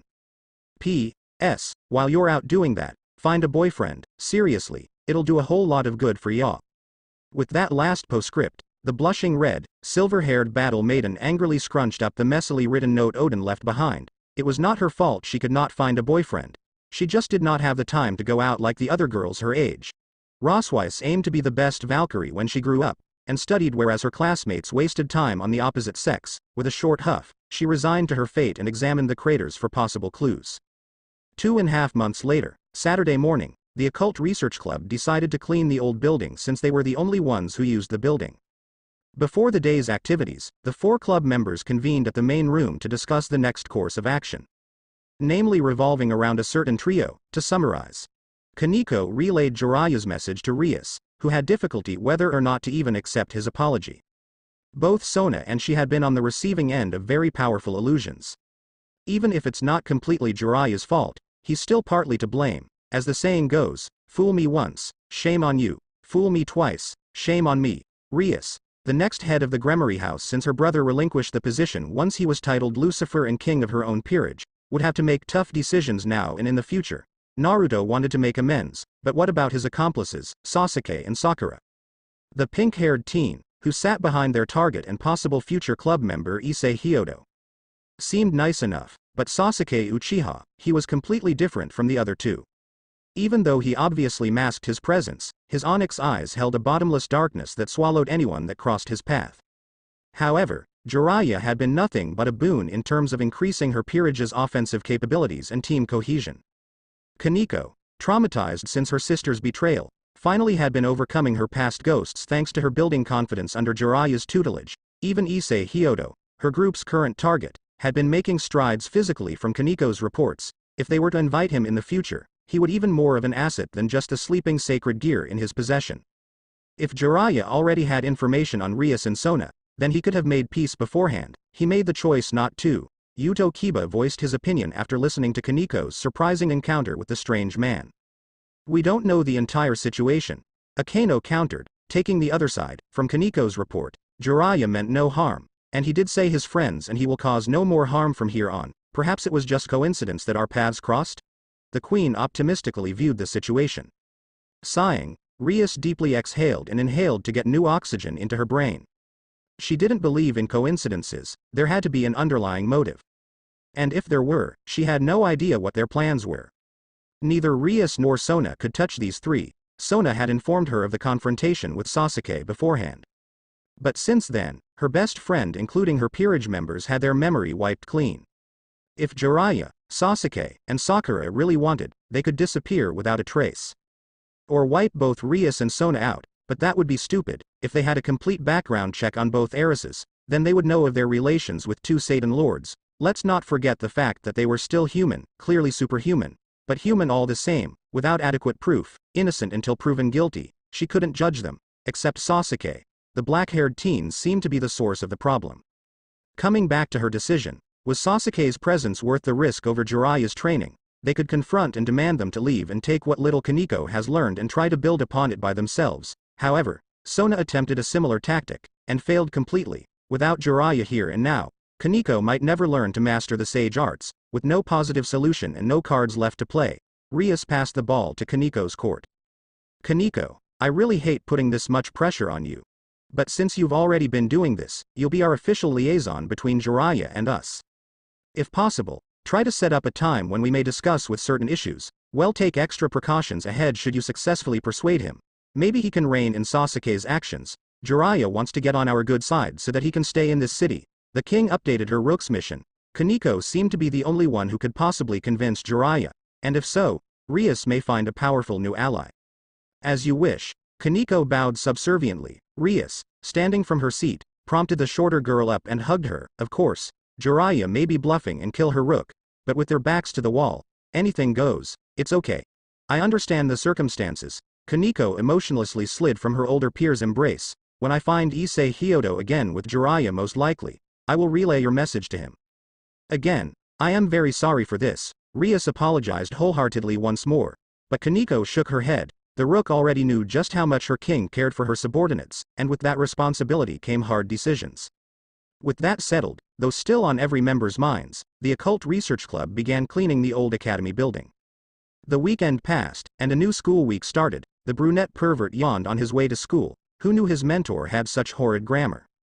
It was as if Jiraiya did not know how to write Japanese at all. Though on the parts he did understand, Issei found the story quite interesting. Just as its predecessor, Tales of Naruto Uzumaki was also set in the ninja world Jiraiya made up in Tales of a Gutsy Ninja. But sometime in the future, the main character of the Gutsy Ninja book, Naruto, evidently did not achieve peace. The 5 great shinobi villages were in a Cold War state, much like how the United States and Soviet Union were in before it ended in the early 90s. A new Naruto was obviously the main character for the story which Issei was proofreading, a hyperactive, good-for-nothing pre-teen who went around and made the citizens' day worse. The pre-adolescent Naruto held the heavy burden of a Jinchuriki, power of the human sacrifice. Just after the first class of the morning, Issei, exhausted from editing the rough draft, slumped into his homeroom seat. As usual, Sakura sat behind him. Did Jiraiya work you like a dog? Sakura teased the teen sitting in the seat before her. Aside from the physical stress, he needs to work on his language skills. Issei leaned back into the seat until he looked at Sakura upside down. Yeah, he was never the brightest. She waved him off. Partially true, both Jiraiya and Naruto were at the bottom of their respective classes during the Ninja Academy days. Hey Sakura, why did Jiraiya start writing? The lecherous perv asked curiously. Well, Jiraiya is as much of a pervert as you, if not more so. He gets inspiration for the Makeout series from peeping on women. Even though he has faults, Jiraiya is as human as the rest of us. Sakura solemnly looked down to the lower right. Even more human than most of humanity, though I know my other friend won't like me saying this, but where Jiraiya, my other friend, and I come from, most people will never feel the pain that we felt. War ravaged our land. Everyone we know and love is essentially dead. He, that knucklehead, took it the hardest when we had to leave our home, and even literally left pieces of himself behind. I am pretty sure he told you about his teacher and fellow student. Yeah, his sibling student inspired Jiraiya's own sensei to write Tales of a Gutsy Ninja, but that doesn't answer why Jiraiya started writing. Issei pointed out a discrepancy. Like I said before, he took it the hardest of all of us. Losing everything and having to leave home, I guess writing was an outlet to vent his emotions. He is a very energetic person, don't get me wrong, but everyone has 2 faces. As the saying goes, writing reminds him of his sensei's and sibling students' wills, and gives him purpose in these trying times. No matter how much he stands up against the obstacles before him, Jiraiya is human, and can't do everything by himself. That's why my friend and I are there to support him. Sakura half-heartedly smiled. Even as dense as Issei was, he could see and feel the pain underneath his pink-hair classmate's visage. With that said, homeroom promptly started. The school day went by as usual. Without any extracurricular activities, Issei met up with Naruto once again to run laps around the park. Though the entire time, the adolescent remained quiet. Just these short, almost 2 weeks since he first encountered this man, Issei's entire view of the world widened in scope. All around him, even in this bountiful society that is Japan, many did not share the wealth. These industrial riches were built on the bodies of those who died in war. No wonder Naruto despised war so much. From what Sakura said, he lost everything to war. Hey, Jiraiya stopped at the central fountain as they routinely did after warming up. Are you alright? I am surprised you haven't complained yet about all the work I placed on you. Yeah, it's nothing. Issei shrugged him off. Look, I can tell something is on your mind, but if you don't want to talk about it, that's up to you.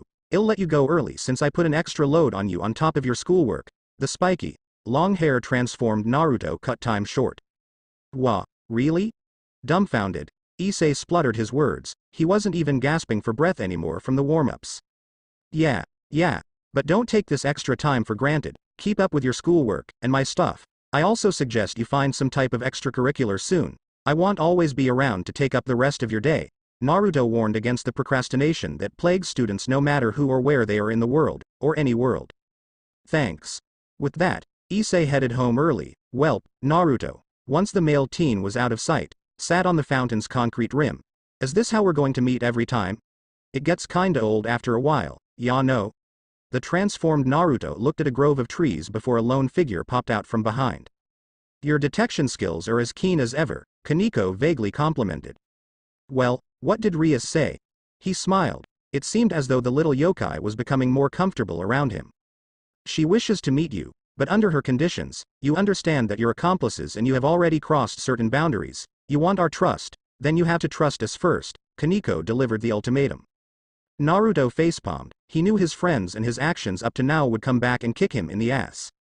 Now he's on the two heiress blacklist. The last thing he needed was two princesses extracting information from him. If he did go through with Rias' demands, Sasuke would undoubtedly try to fix the situation on his terms, and that would benefit no one. Naruto could not control Sasuke, even under the conditions placed on his transmigrated brother. Sometimes, Naruto wished that he hadn't given him such free will, but that would go against his morals. Hell, fix this situation his own way, whether or not Sasuke liked it. Can't say I didn't deserve this, he sighed. I'd rather not start a fight with those two, ill-agree to demands, but I decide what information to withhold or reveal, got it? Naruto met Rias halfway. If Naruto ever got the chance to return home and become Hokage, there would be many political issues he'd have to compromise on. Violence and underhanded tactics. The values the shinobi was built upon should no longer be the answers, but diplomacy and good faith. Okay. Kaneko nodded. Hey. What was that on your face? Naruto smirked. Was that a hint of a smile just now? I don't blame you. I want to resolve this situation on good terms as well, he, with a huge grin on his face, reassured her, but caused the little adolescent girl to blush slightly. It's nothing. Kaneko deflected his teasing, though she desired to end this conflict as well. But the atmosphere around Naruto turned darker. If things don't work out now or something happens in the future and I have to leave, I would like to ask a favor of you. Please look after Issei Hyodo. I already know that your group is interested in him and whatever he possesses. There will be dark times ahead for him, and if I am not there, I would like capable hands I trust to keep him safe. Naruto bowed before the much shorter girl before him. Valley, the White Dragon Emperor, was light years ahead of Issei. Even if Naruto had to rely on devils, at least he knew Kaneko and her friends would not abuse Issei's latent power. With that said and done, she agreed and returned to her club. Thanks for watching.